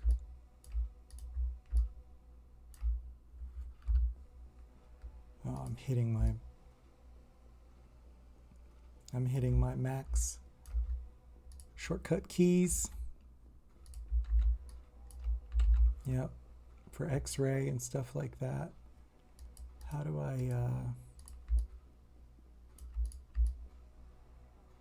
okay.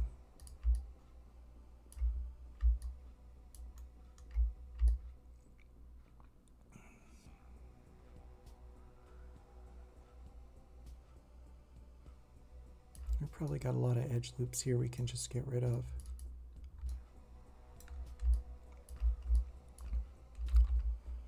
Oh, shoot.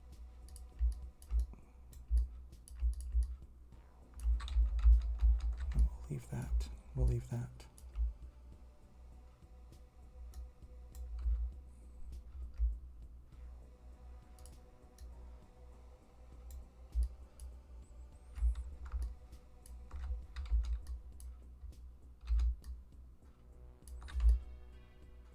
Oh, see?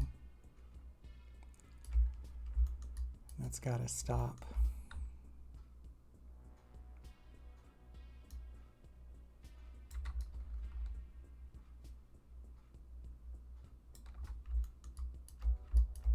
Yeah, that'll work.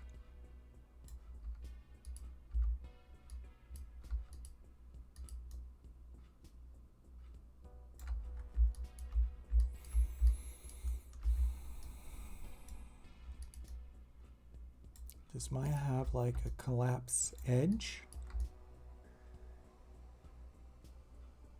Uh-huh. I've just answered my own question.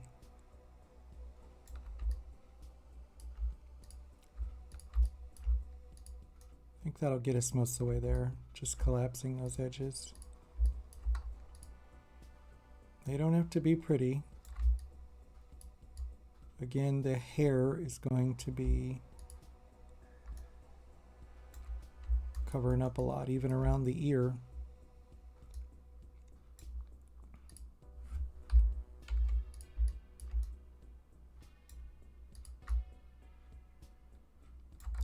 The player will never get this close to her ear.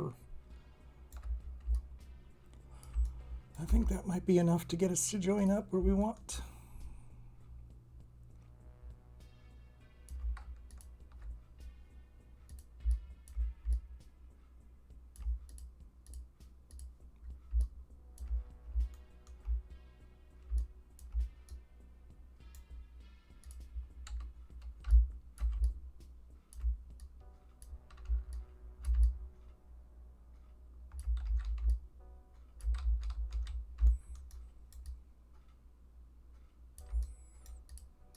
What we can do here is just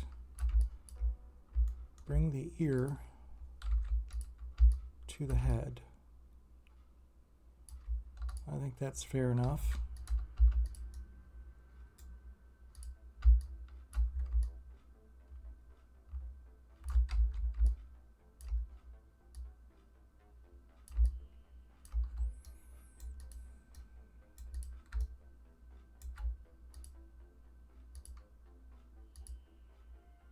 Come on.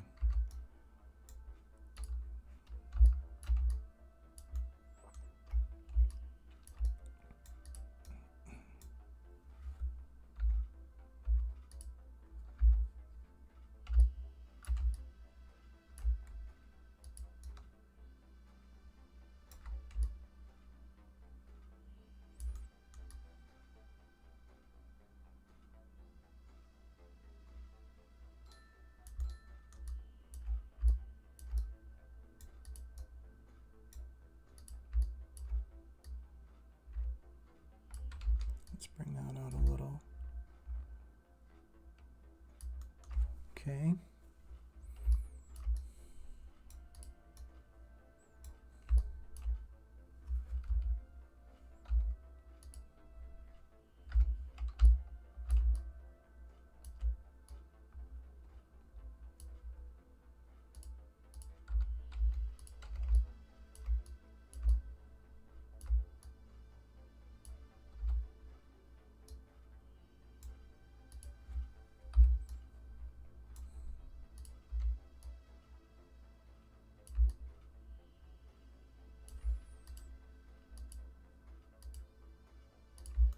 I wonder why this mesh is backface culling, but I did not set it.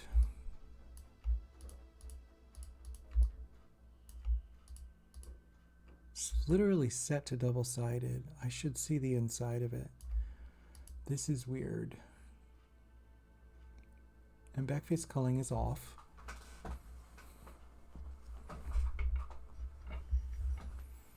Why does this, like,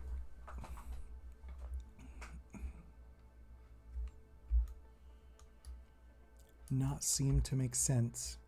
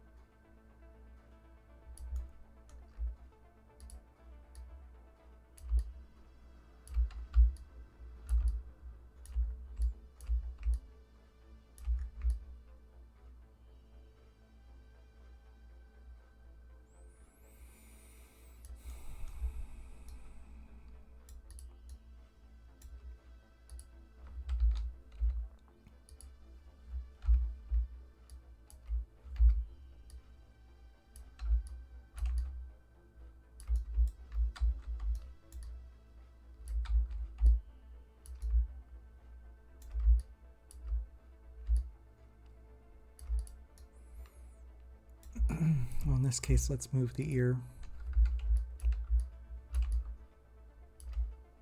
It doesn't need to be.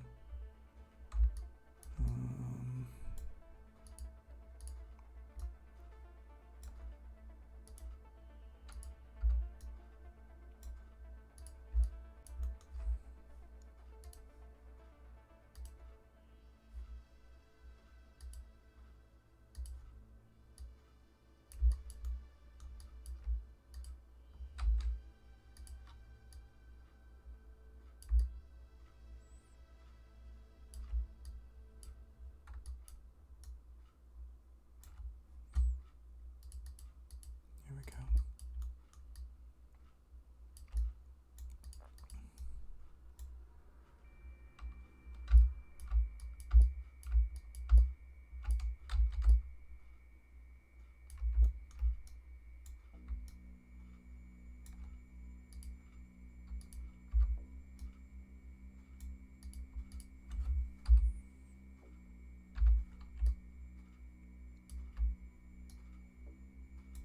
Mm-hmm.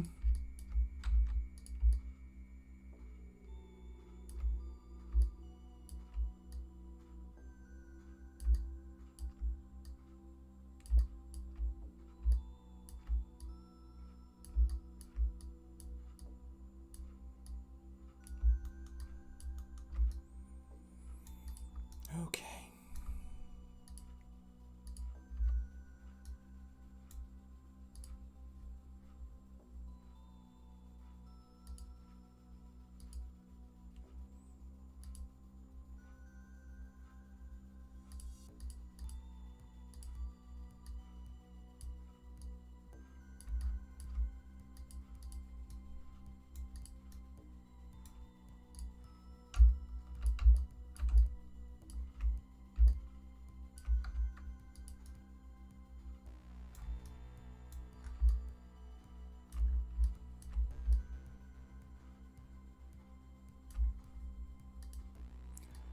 Let's save as we go.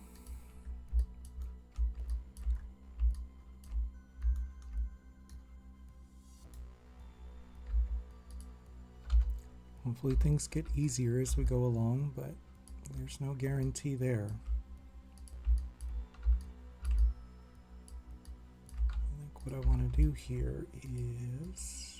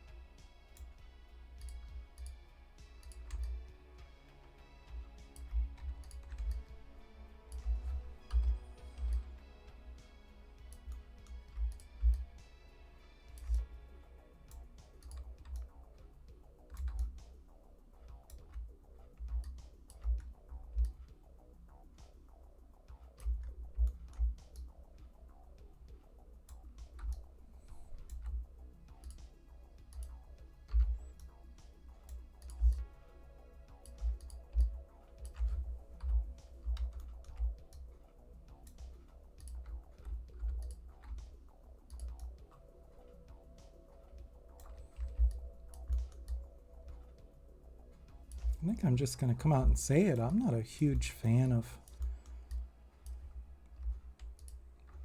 Maya. I don't know. I've been a 3ds Max user for so long. I think that's what it is.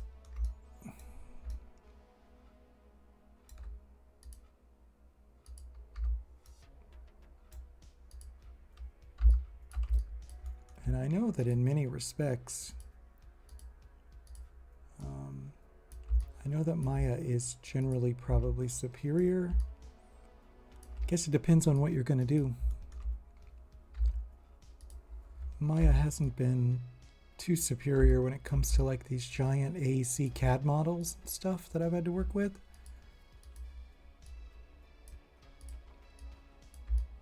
Max just seems to handle like tens of millions of triangles better.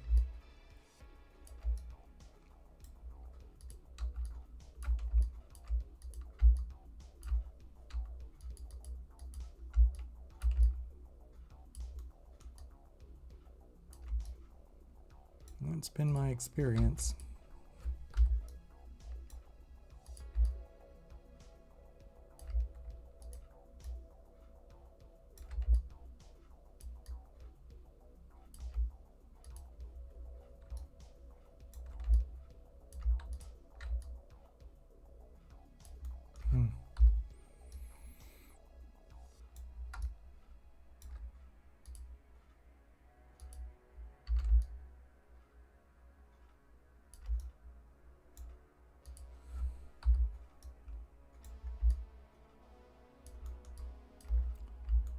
We can clean this up.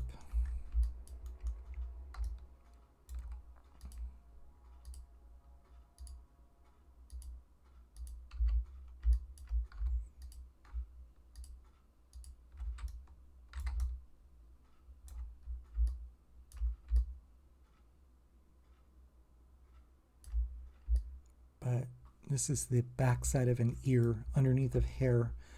It probably is diminishing returns to get caught up in making sure the topology is gorgeous here.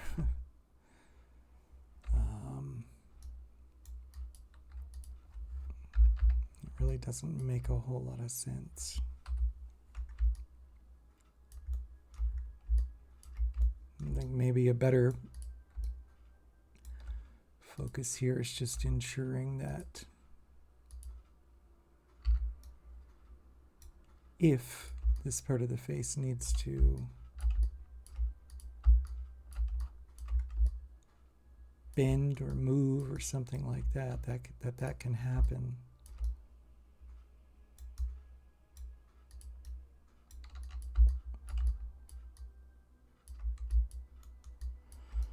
All right, we're almost there.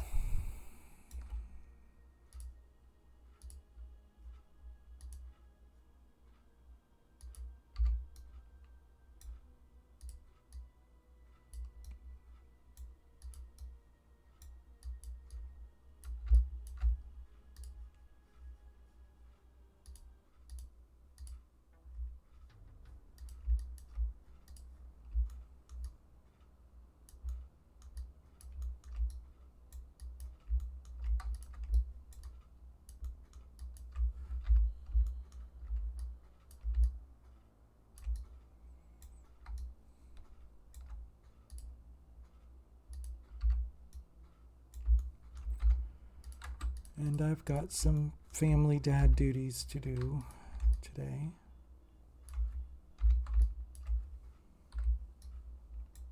Namely, mowing the lawn.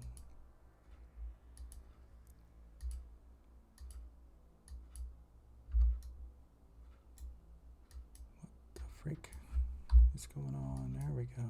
That's better. All right, is every edge terminating in another edge? Yes.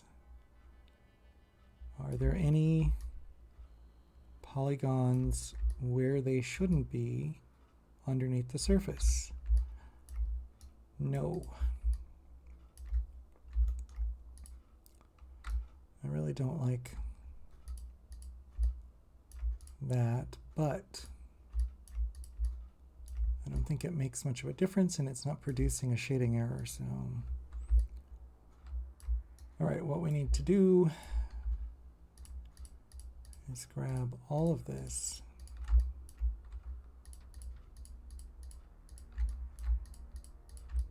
around the ear. I don't think I modified the head beyond one edge loop. In fact, I don't think I modified it beyond that. I guess we're going to find out. All right, how do we detach in my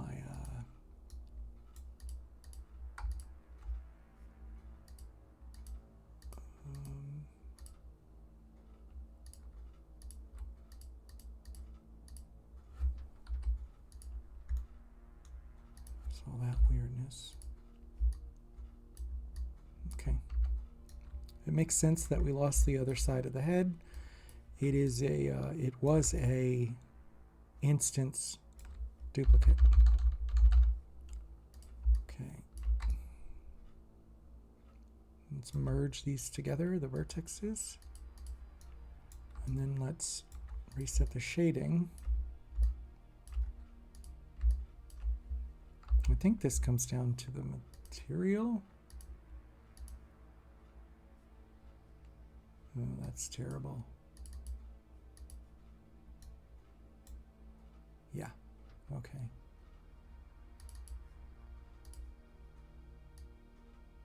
No problemo. No problemo at all. In fact, let's just assign it across. Okay. I think the ear is shading a little funky. Clearly, we need to fix something.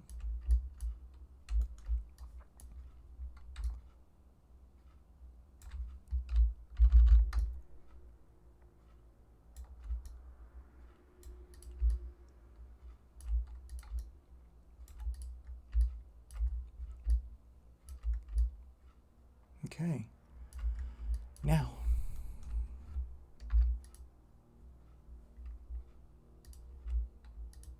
let's combine these two.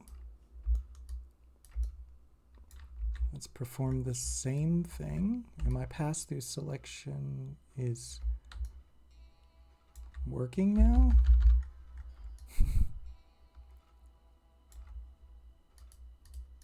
Let's merge. Let's shade it, and we've got an ear that is pretty cleanly attached to the head. All right. I think what I'd like to do is save, but I'd like to clean up some of this topology. Oh, this is rough. Let's set this to edge slide, maybe surface. Let's just have it stick to the surface.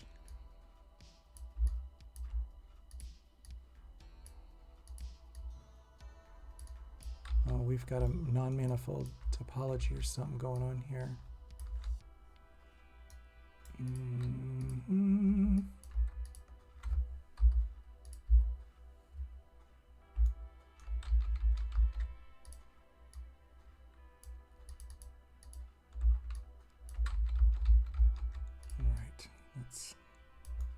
Yeah, now the backface culling stuff. This software is acting so glitchy.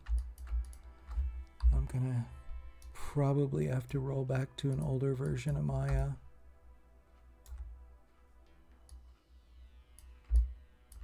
Okay. That is buggy AF. Is that what the kids say? Why are we snapping to a side? Holy fudge. Okay. No, thank you.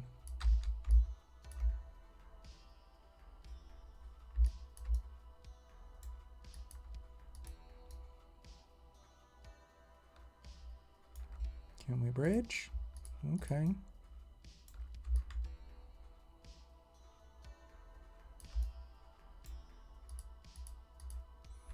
That should have cleaned up our non-manifold situation.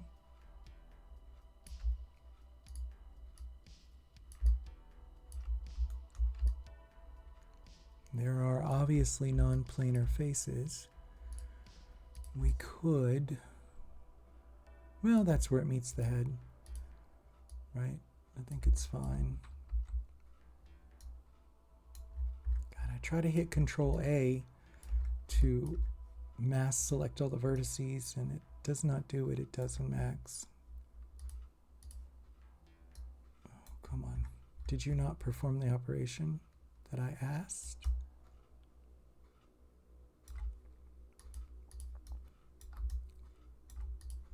Okay. Better. Better. Not perfect, but better.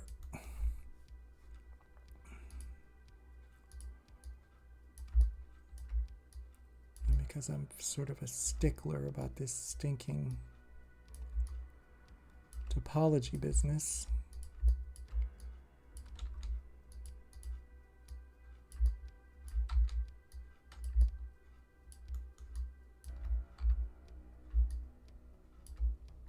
what we really need to do here is just move these away from the head.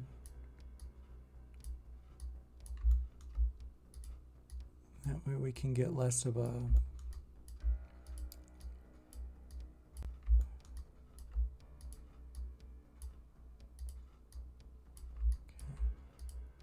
It really doesn't matter down here. I'm being retentive.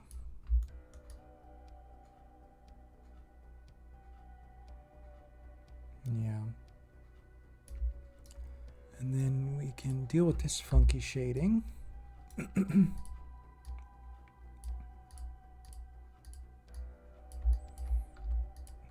terminating this in a different way.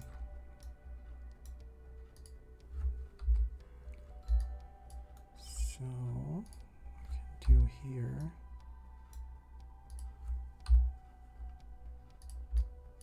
Well, we could just live with that.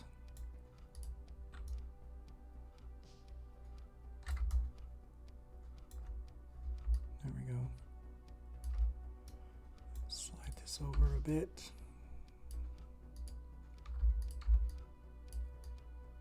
Slide that over a bit. And then no one's looking back here.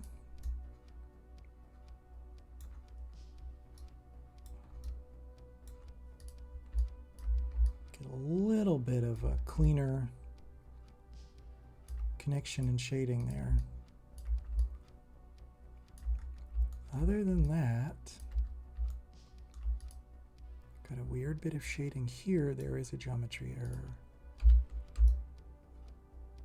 What is happening here? Okay, I see.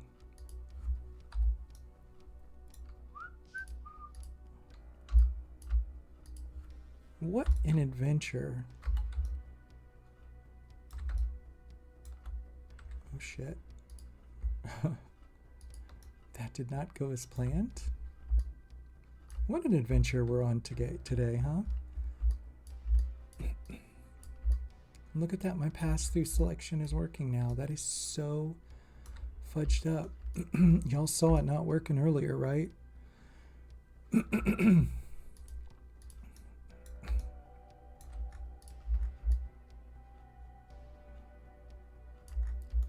Honestly, we're just going to worry about the mouth interior and hey, what's up, Brian? Brian, man, yes, yeah. I hate working in Maya. I'm so spoiled on 3ds Max now. I swear to God.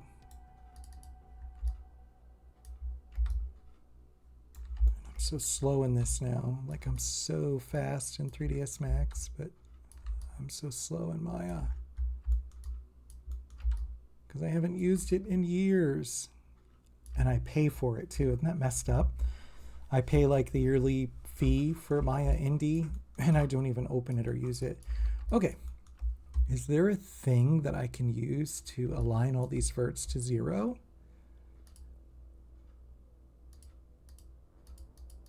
Well, hold on. Let me try to delete history to deal with that malarkey.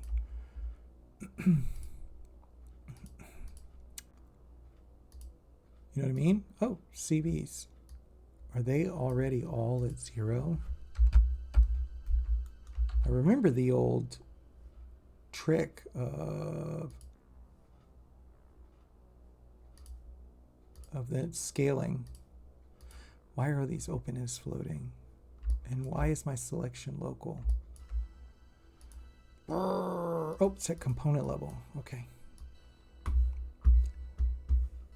Yeah, there was this whole thing of like just scaling them all over to the middle, and now they should technically be aligned. And then, dude, this is so weird coming from 3ds Max. Okay. Let's do that negative scale, I guess.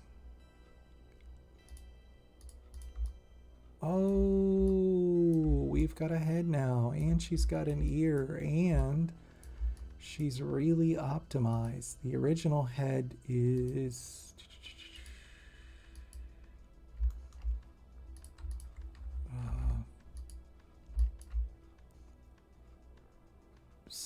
18K tries, 18K quads.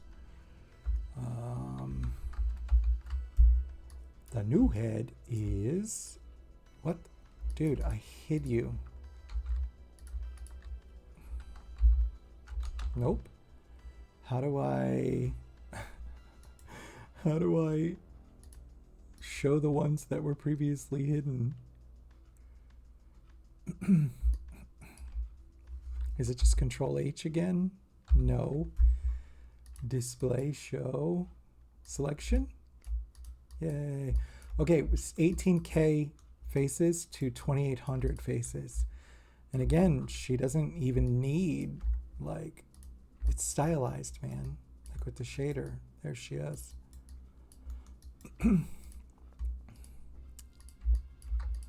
Let's get out of this. Let's get out of this software and get back into Max where I feel comfortable. Let's get back to my safe place.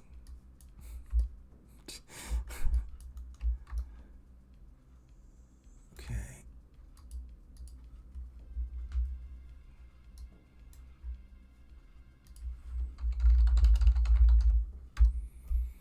So Brian, I don't know if you're still there. Have you been playing Lethal Company? It's this like co-op horror game on Steam. It's, I don't know. I don't really game much on Steam, but I've been hearing a ton about this stinking game. Okay. So we know which head this is. Let's just do optimize head. The verts are all sewn up. The history is deleted. The transforms are frozen. We're going to save it.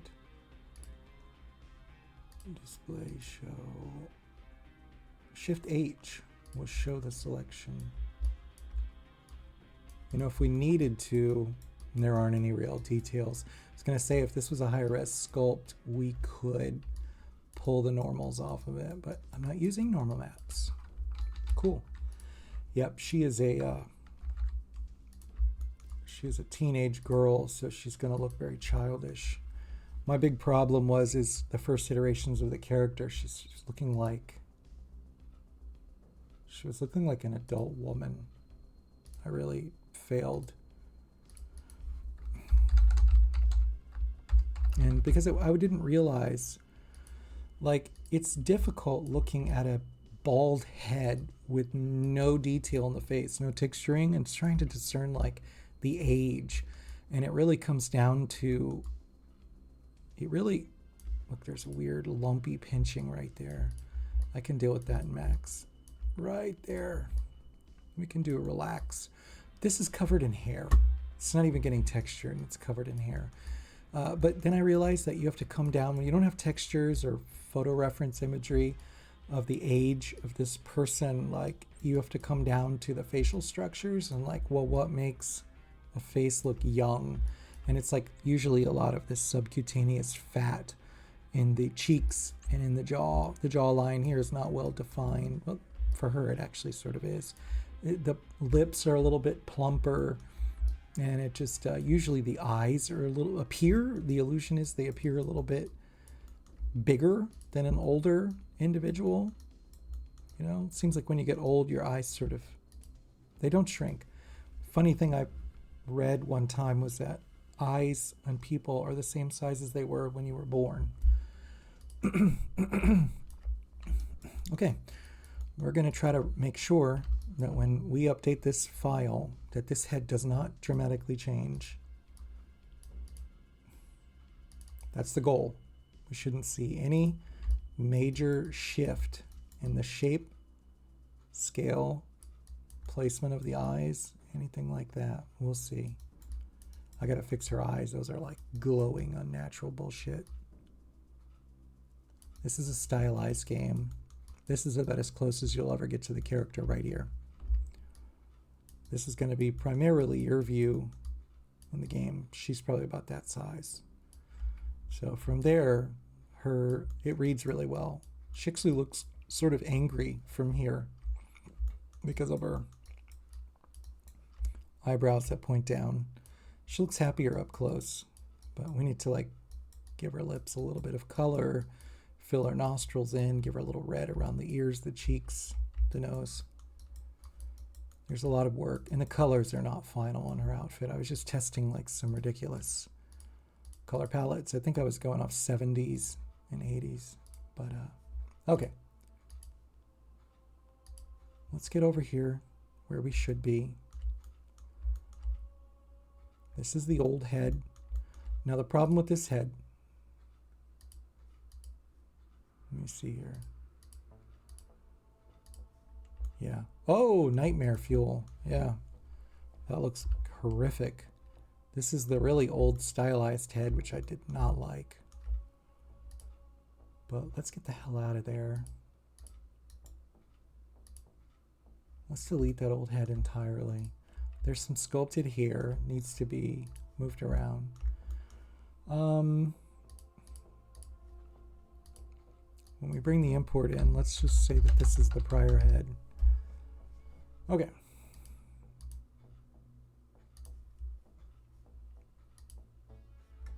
What are you doing, Max?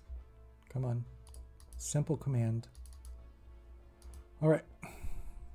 Now, yep, UVs are fine. We know that they're fudged. Okay.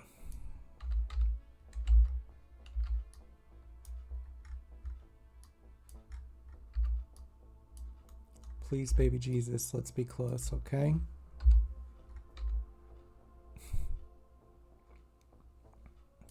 Let's just try to match from the front first.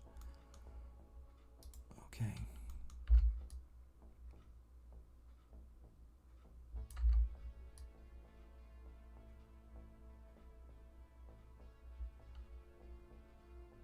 We're going to have to line some things back up for sure, because we have new topology now. I think that's close enough. Yeah, that's definitely close enough. We're going to have to move the eyes around. They're probably going to be a little nightmare fuel. Prior head. Okay, there's the new head. Now, one thing we're going to notice, if we look at the wireframe on these,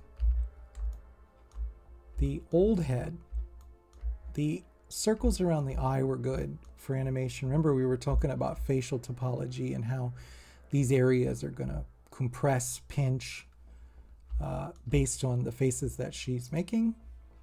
And I pulled up Lethal Company. And let me just... Yeah, here we go. We'll go to images.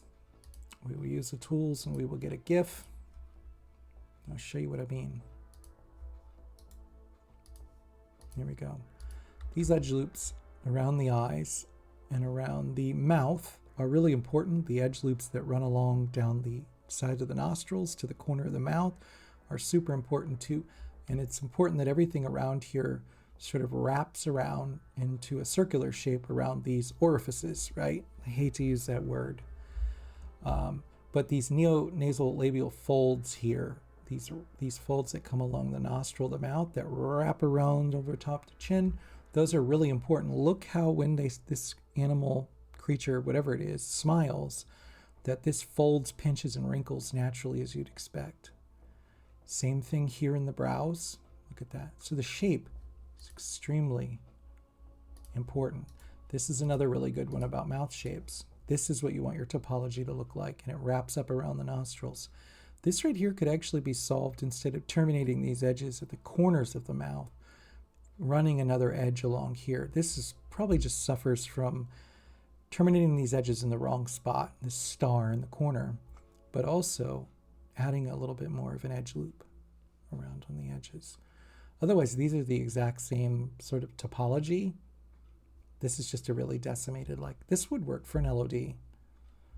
To be honest, this is better than most of those really low LODs from far away look. But this is how it should be deforming. So we look at my face here. We have circle loops, but the problem is when I first did this is the head I modeled 2 days ago, and I was tired from work. It just loops around the mouth, and it doesn't come up here along the edge of the nostrils. So when she smiles, we're not going to get that nice fold there. We're not going to get any wrinkling there. It's going to look strange. The thing about the face is people naturally intuit exactly how a face should look and move when someone's talking. That's going to look janky. That's going to look uncanny. So in the improved head topology here, we have those wrinkles and folds there, and I can even put more edge loops in there so that when she does smile or whatever, we have better loops. That's really what's going on. We have better loops around the eyes too. They're a little bit more evenly spaced, and there's a little bit more detail around the actual eyeball. This was just my first try. I hadn't done character modeling or retopology like on a character, an organic thing, in a very long time. At Unity, I work in industry. And in industry, we work with factories, cars, buildings, airports. We don't generally mess with characters or organic things. Now, I do get lucky and get to work on some things like that, but we're just gonna get rid of it. Bye Felicia. And we're gonna go and apply our Samantha material to this, and then what we're gonna do is we're gonna grab both of those. We're gonna view them in flat color mode, which is my favorite color mode to work in, and I don't know why that didn't set. Come on. Oh, shaded. So now it's flat. There's literally no lighting calculations being calculated on it at all. You'll notice that there's just no shading. It looks like a silhouette. This is a really great way to model too. I'm gonna just grab her face. I'm gonna color the face the same vertex colors as the arm. And again, like I said, we need to fix some of the stuff. You see all the detail just disappeared, which is the desired effect. Let's see how our eyes are fitting in here. You know, for now, that's okay. Fix a little bit of the upper part of the eye, but honestly, it's better than I expected. It's enough to take it into Unity and see what we got going on. Let's just call it the head, since we don't have two variations in there anymore. Do we need the hair? No. Okay, again, for context, this is the existing head with the less than ideal topology for animation on it. Notice that we don't have the proper edge loops. Let's see how badly this goes. It's an adventure, isn't it, doing this game dev shit? Let's reset the X-forms first. Let's save. And let's bring it into the game. She's important. This is the game's protagonist, meaning the main player character. All right. The eyes seem to have jutted forward a little bit, but I need to place her head in there a little bit better. We will need to get her head connected to her body. Trigger warning, there are breasts, but you're not going to see any details. We will need to get these two things aligned. But maybe not, because they're always going to be separated. All right. Let's look at what we got going on here.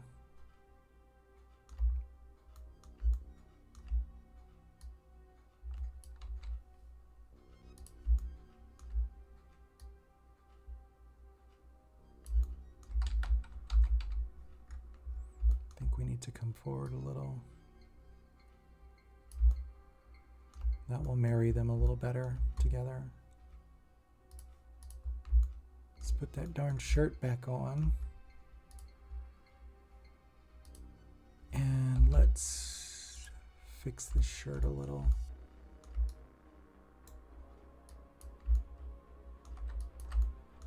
See if we can't pull it up off her shoulder a little bit there, her neck from the new head geometry.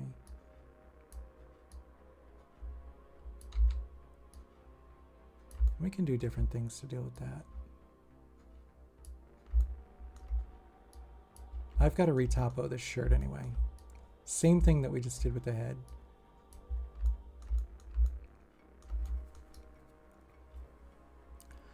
And yes, her Part of her chest is sticking through the shirt, unfortunately. But one interesting thing in Unity, one nifty trick, is the one trick they don't want you to know. So if I hide her shirt, you'll notice that there's bits and pieces of her missing. Another one too, can I hide her socks? Yeah, not her socks, her shoes. Because we don't need these bits underneath her clothing. We don't want that skin to come through there. You might deal with interpenetration, but you'll see the geometry is still there because I don't want to delete any geometry from her. She's still all there. I haven't removed any of her skin bits. That is applying a custom shader to the parts I want to mask, and it's using an alpha mask shader. So it basically stencils out the parts underneath the clothing. I wonder, did we? Yeah, okay. Yeah, she's stenciled out everywhere. Pretty cool, right? And the only limitation comes on this, I think, if you want to use different types of outfits. It's a little less versatile, but you can do... I want to say you can do, well, like dynamic shader, material swap there. So we'll be able to, I might want to use like a mask map. So instead of applying, let's say, instead of applying like a unique material to mask this piece, which is what it is, she's got two materials on her, one for her opaque skin and one for her transparent skin. And her transparent skin is the one that gets alpha masked. So underneath of her shirt, there's no skin there. It will never render. You'll never see any interpenetration. So when I'm working on it inside of Max, please forgive me, but you'll see part of her chest sticking through, and you'll see part of her feet sticking through the shoes as well, but you will never see that in Unity because those bits are masked. What I'm thinking is a better approach is just using UVs. Since I don't need UVs on this character, she doesn't use any texture maps, I can exploit the UVs on this character in any way that I want with a 2D texture. So I'm thinking a black and white texture mapped with like a grid. This can be like a 16 by 16 texture. Give me 16 pixels. 32 pixels could give me 32 different potential. If I had 32 by 32 pixels, I'd have 64 potential variations on hiding different body parts. We could hide heads, hands, arms, and the reason they're going to want to do this is like in some scenarios, she's not going to be wearing a t-shirt, she's going to be wearing a jacket, and all we want are the hands. So how would we hide all of this when in reality, the approach we're taking now only allows us to hide this because this is based on applying a second type of material to the skin we want to hide. What we should do is use UVs and map what we want to hide to a black and white value in a texture. It actually doesn't even need to be in a texture, to be honest.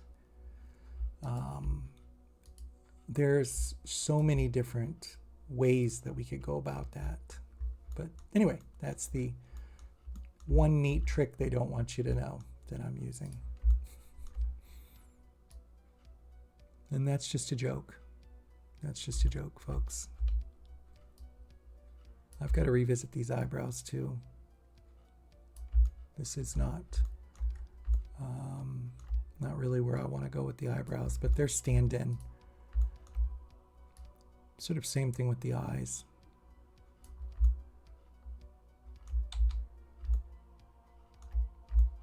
We need to do a rotation on the eyes or something.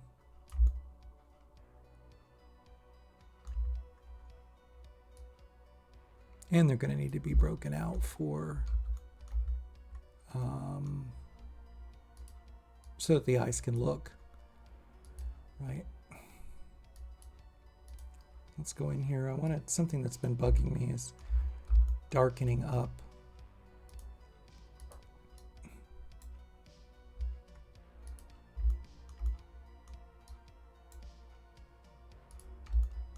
darkening up the iris. The mouse controls in it have been acting really wonky. Ay, ay, ay, what happened? Why do I not have...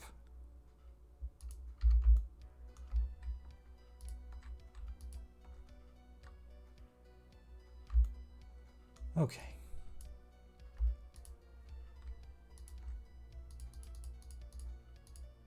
Why do they want to do that to me? See, I'm just using my mouse scroll wheel and it's like janky. I have to go and adjust mouse sensitivity in the software. All right, we need to give her eyes a little bit more of a natural. These are still vertex colors, but oh, I can't zoom in anymore. Well, I'll be.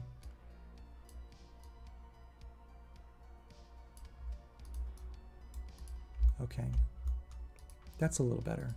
We go from glowing to a little more of a natural.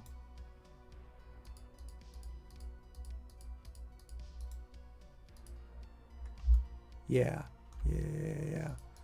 Okay, and the other thing about our eyes is they're set to shaded, so they are showing lighting, but they're actually going to look like that.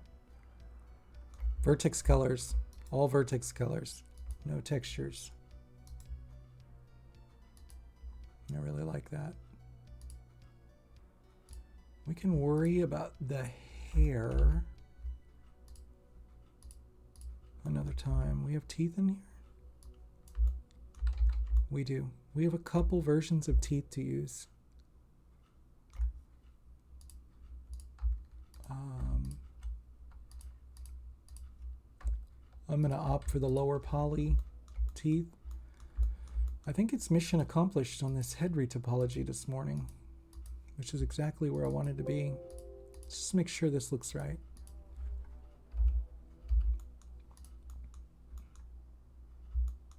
I think maybe I'll fix her socks while we're here. Basically, the way that this works is this whole darn character is like that, flat shaded. Unity gets you give a little bit of lighting calculation in there. Okay.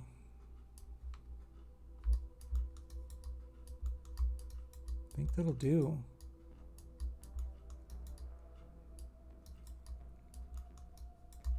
She needs a little help, but I think that'll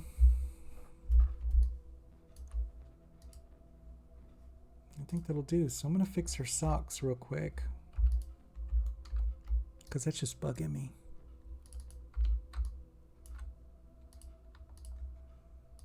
And we're just welding them shut. There ain't nothing fancy happening on the socks. But what we do is we can, yeah, I've really got to fix this janky mouse bit. You can give them a little bit of shading. So right at the lip where they are, yeah, like that. Cool. What else did I want to do? Okay, one last thing because I can't help myself. I need to give her some lip coloring. Did we get a full loop? Let's find out. Almost.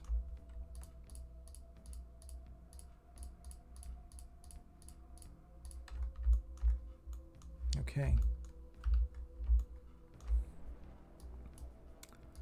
For this, let's just eyeball it for now. Slightly different tone. Variation on the tone of the skin. And then we will fade the edges.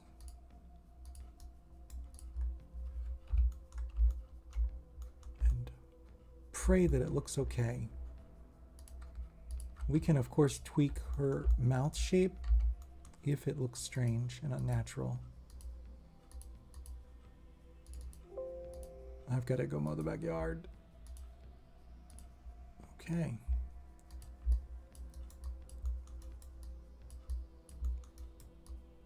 and it looks a little strange and unnatural. Mainly on the lower lip. Her upper lip looks okay. I think the upper lip looks all right. It's that lower lip that's wonky. Okay, let's fix that because it's really bothering me now. Shrink. Going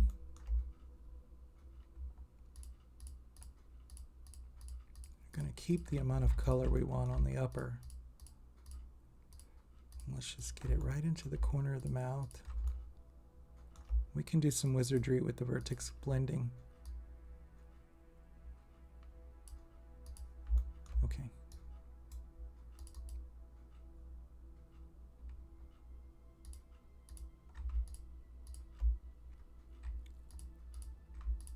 We gotta go around and manually remove this edge loop.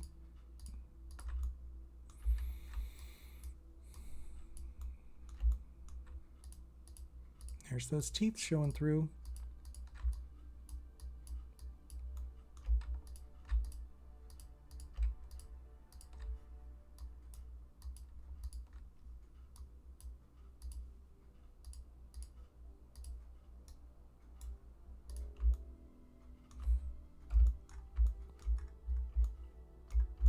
That could do the trick. That could be it. I feel like that could be it. I think we may need to like change her mouth shape just a little. Sculpting. Push inverts around a little bit. That's all it's going to be. Yeah. I think all we need to do is just like sort of maybe blend it even a little more right here and here. I'm just going to go ahead and do that while I have access to it.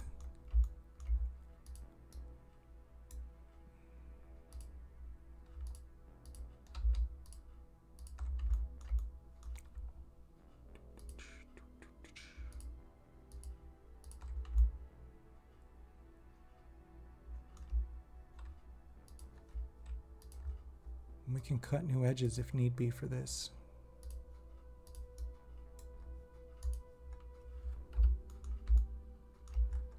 Because see how we get this like... See what happens if we cut across the face.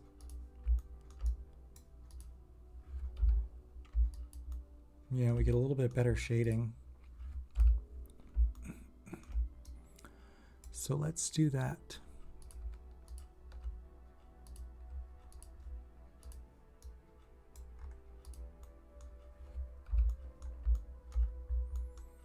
Let's see if we fix that a little.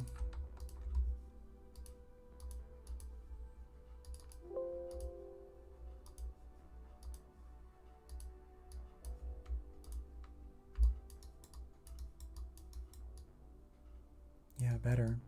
We could push it even more. But for now, I think she's good to go. Again, you only see the character from here. Now I need to find a cool haircut for her.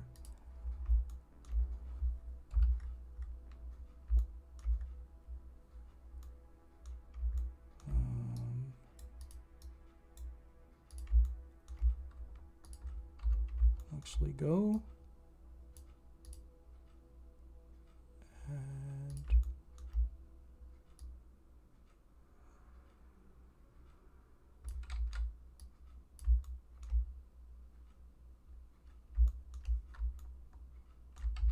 God, this is like janky.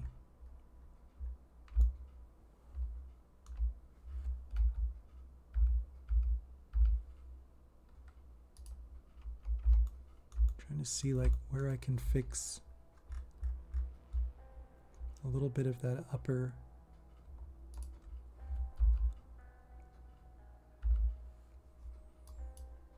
shading issue there too.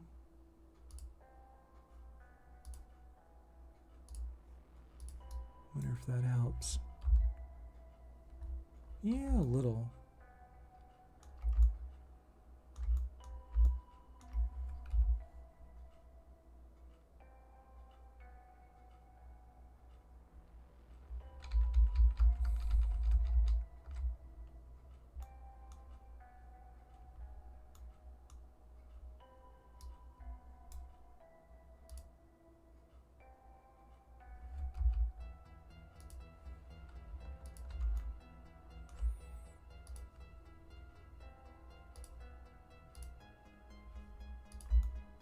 help fill that in.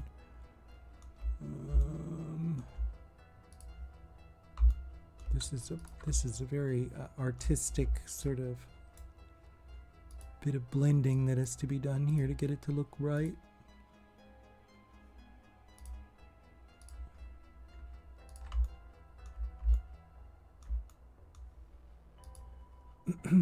I wish there were more like robust. There are a bit. Like, I don't have to struggle through this much. There is the let me see here.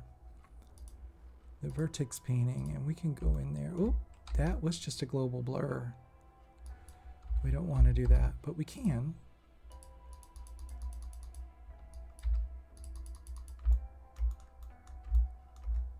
See, oh, we blurred that now.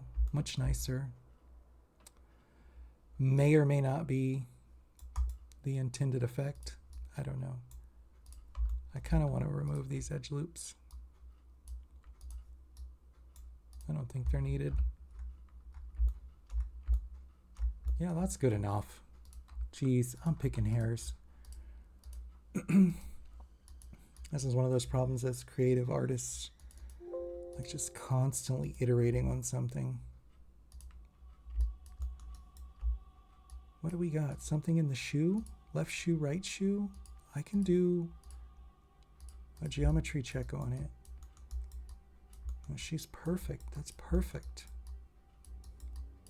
In fact, I think we could darken that up a little bit.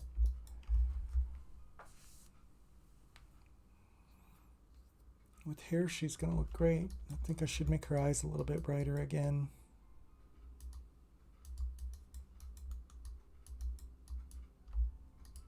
Okay.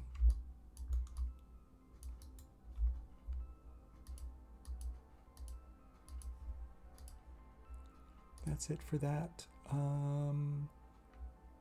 What fix did I want to do? Oh, the shoes. There was some kind of issue on the shoe. Intersected geometry, or I think I know where it might be. We'll see.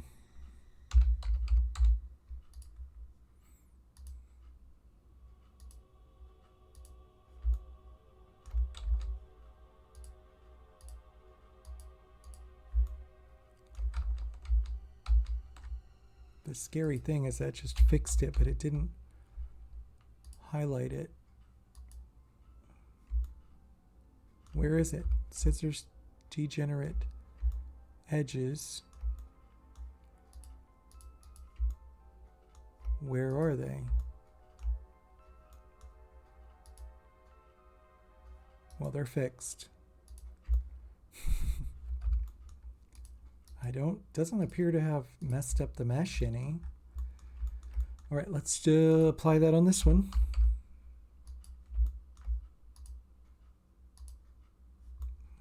Let's just take a look at it and see if we see anything shifting or... No, I don't see anything. The other thing we can do is the STL check right down here. I think it's that.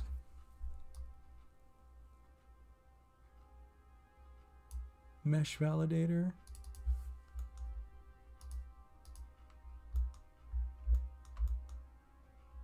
Yep, small faces and non-planar faces are fine. So this is 100% okay. We're always going to have non-planar faces when we're not triangulated. That's what we do in the engine. Okay, done. Done. Gotta commit this work to the repo. Boy, am I glad to be out of Maya.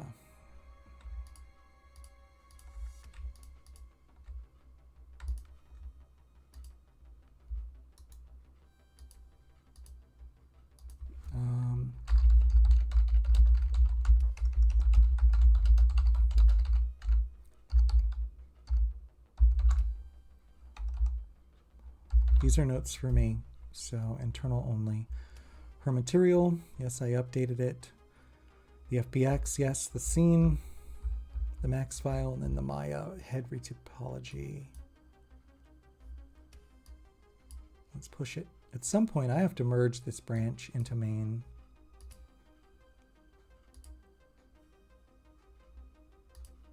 You know what I mean? Good. I was concerned I didn't have the Maya MB files in the LFS under large file system and get. I'd have to add them to the get attributes, but it looks like I was smart and added them. Probably MB and MA. They're only 3 megs, so it's not like I'm pushing 100 megabyte files into the repo. Yes, I use GitHub. Not the most artist-friendly thing. I really enjoy Tortoise SVN and Perforce, but GitHub is something for years that I've had to use now at work, at Unity. And so I've gotten extremely familiar with it. Okay. Run a quick disk cleanup for any potential, like, I haven't run it in a little while. Okay, that's this morning's live stream. I'm gonna probably dev some more later. I'd like to do a devlog and sort of show off more about this approach with the vertex colored non-textured materialization, like a quick 5 or 10 minute video. All right, folks, I'm gonna take off now for the day and I'll be back to dev later. There is a link up in the chat for the Discord. Click that link, go on the Discord, join that. I put images and previews and things in there that don't necessarily get shown off in the live stream, concept art and stuff like that. I am working with some Fiverr contractors for concept art and for story, for writing. All of the 3D, Unity, and world building stuff and characters I'm doing. I didn't find anyone on Fiverr that I felt was up to par to handle the task. Yeah. Show me the enemy.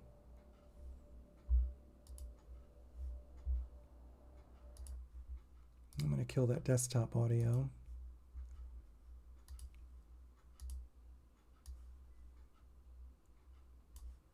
Yeah. I've got such bunch of cool photo reference. Google Photos. I love the station wagon. We actually have the station wagon in game. This pretty much almost this exact model. I just love this. I can't wait to set up this aesthetic.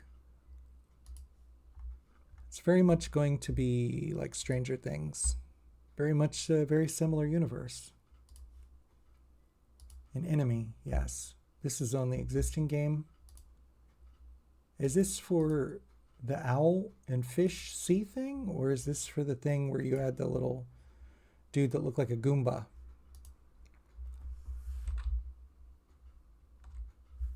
Is this for the thing you were talking about today with the new idea with the fish, piranha, the owl?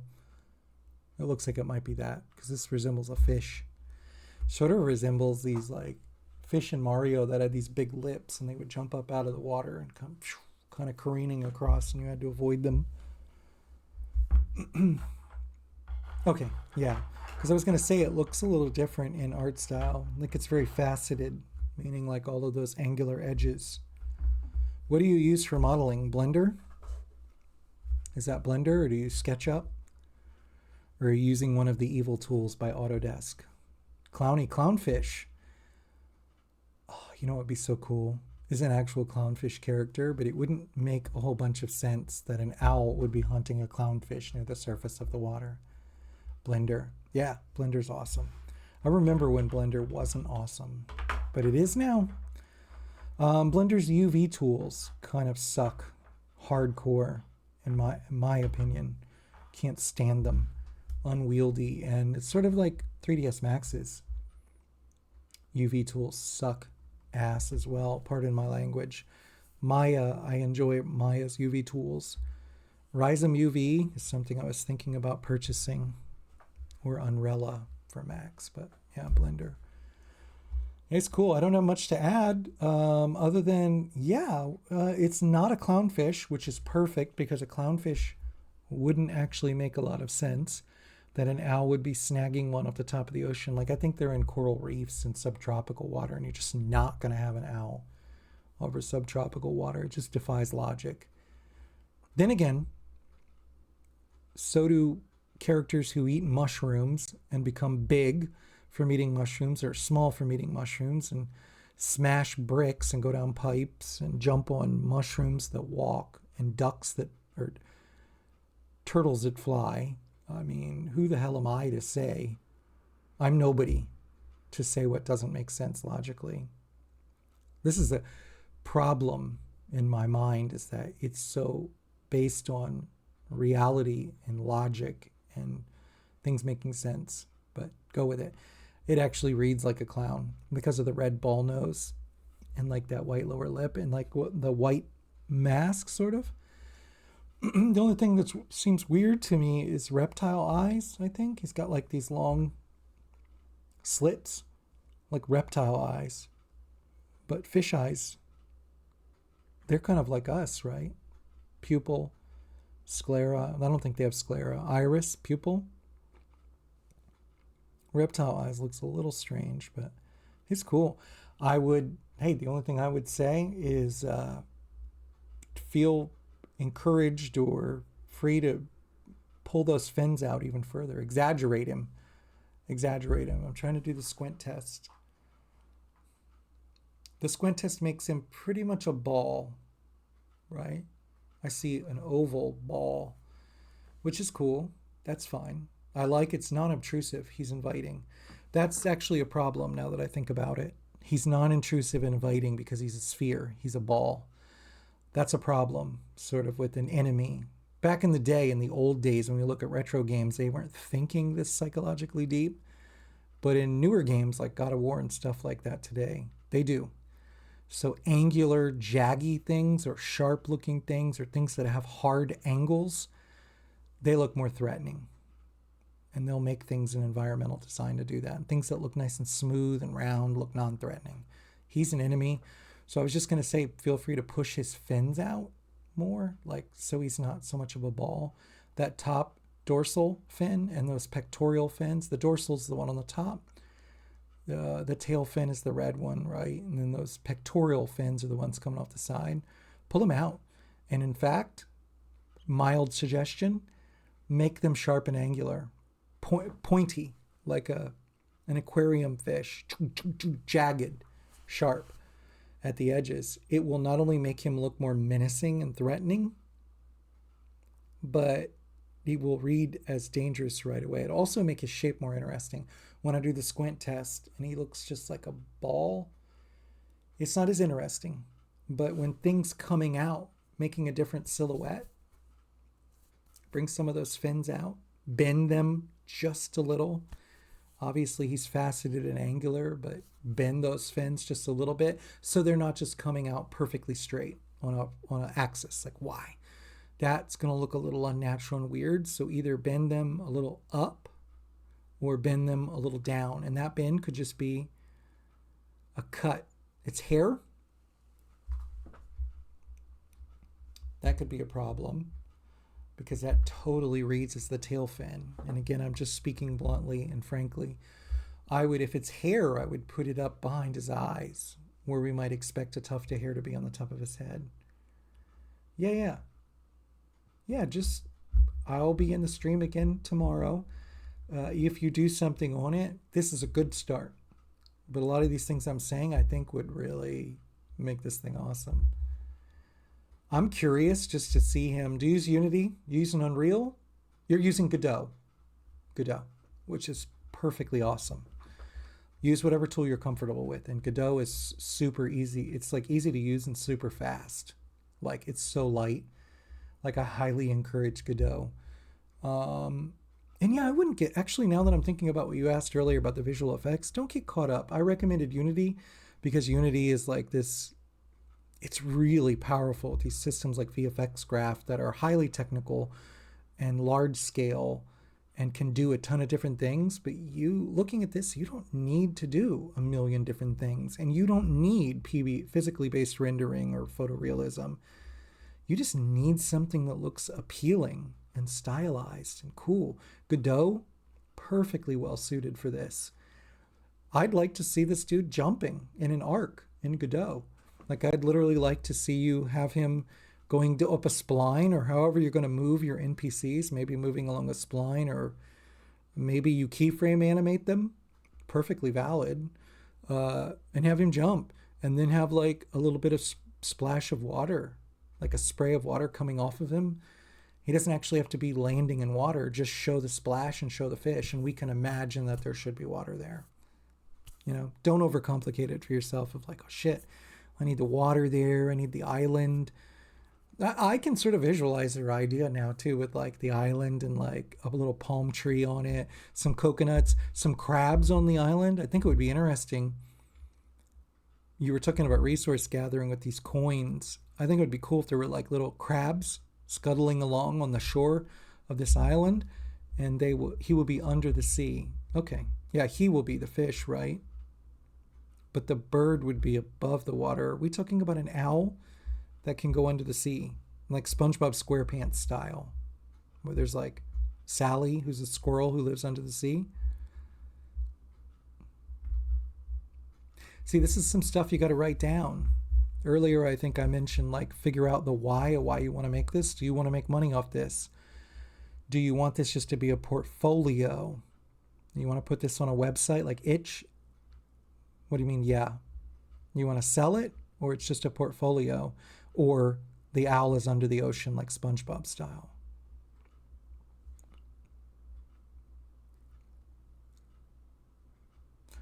Maybe sometime we can get in a real-time chat where you don't have to be on camera, but talking. Oh, for fun. Okay, yeah. Treat it like a learning thing too, because you're just playing now for fun, but there is serious power in this stuff for making some money. Even if you're just like the thing I'm looking at, Roblox dev. I'm not even kidding.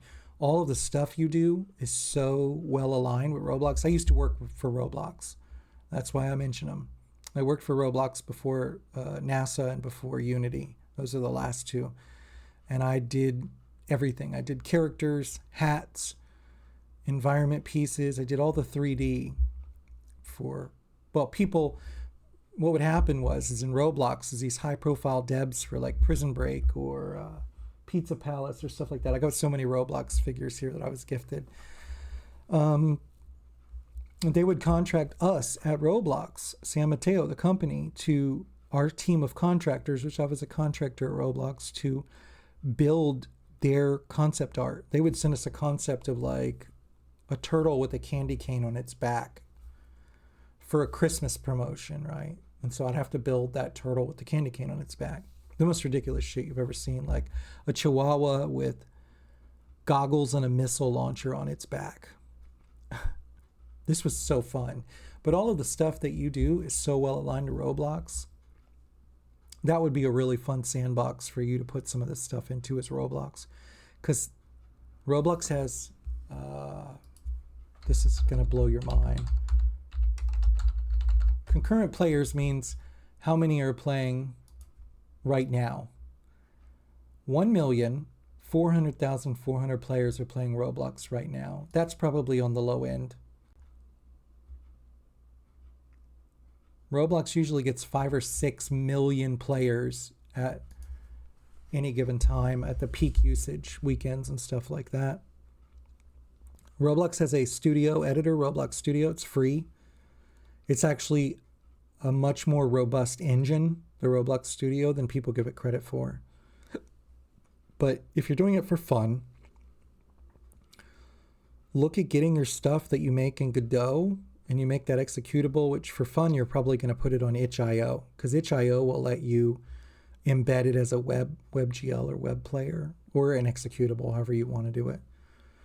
And people can just play your game right there in the web, right there in a window. And then you can share that link and people can go and play that stuff on their mobile phone. What else? Play Canvas. This engine is amazing. This engine does not get enough love, but oh man, like I love Play Canvas. Play Canvas is a lot like Unity and Godot. It's probably more like Godot. This is what the editor looks like in Play Canvas. I'm loading up a game right now to play Canvas, but I would recommend looking at the Play Canvas engine as well. Like, let me see if I get in here. This is a fully web-based engine. Yeah, here we go. I don't know if there's any other players in here because, okay, there's somebody who spawned. I'm about ready to, oh, shoot. Dude, I'm behind no cover. Did I get him? Oh, no, he took somebody else out, I think. Let's just gun each other out. I did it. Oh, crap, I'm dead. I'm dead. I'm dead. I am so dead. Dude, all the armor is off of my body, but I'm still living. I have no weapons. How do I pick up weapons, dude? How do I pick that up? There we go. Here's a gun. Here's a gun. Wait, what did that say? E. What is this? It's not firing anything. I'm not a fan. It's not firing anything, and I feel like I'm going to be dead. I'm literally sitting here playing a game. Okay, here we go. This looks like a hand cannon. And it has nothing. How come none of these things... Do I have to reload? God dang it, he saw me. Why? Oh, whoa. What was that? Oh, you jerks. You switched the control to right mouse button? I'm going to toast this guy, watch. No, I'm not. Ah, I told you I would. That's a one-shot, one kill. Anyway, let me show you guys Play Canvas real quick. This is such a cool engine. If you really want to have fun and you really want to like share this with other people, this is so cool. You don't need to install this engine either, and it runs really well. Here we go.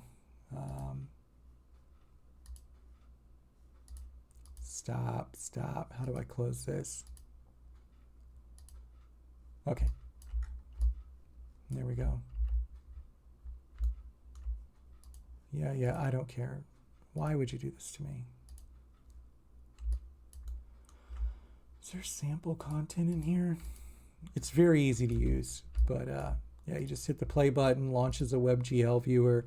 This runs so blazingly fast on mobile. There it is in my browser. Anyway, I would look at Play Canvas. All right, time for me to run. I've got responsibilities I have to take care of today. Thank you for being here and talking, and thank you for sharing that cool little character. The idea sounds really cool. I know that you said for fun, but I would take everything that you're doing there and use it as a learning experience, because you're going to build this thing and make it work, and you're going to learn how to set up and author these things. You know what I mean? And that's going to be valuable. That can be valuable outside of Godot and Roblox. I think that's why I went down the Roblox rabbit hole. Oh, I will. I never get hurt mowing my lawn.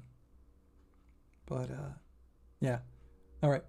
Well, I'll see you again next time. I'll probably be on tomorrow. I'm really notoriously bad at this, and I don't set up like a stream schedule because my life is already super freaking busy. But tomorrow I should be on again. I'll see you then.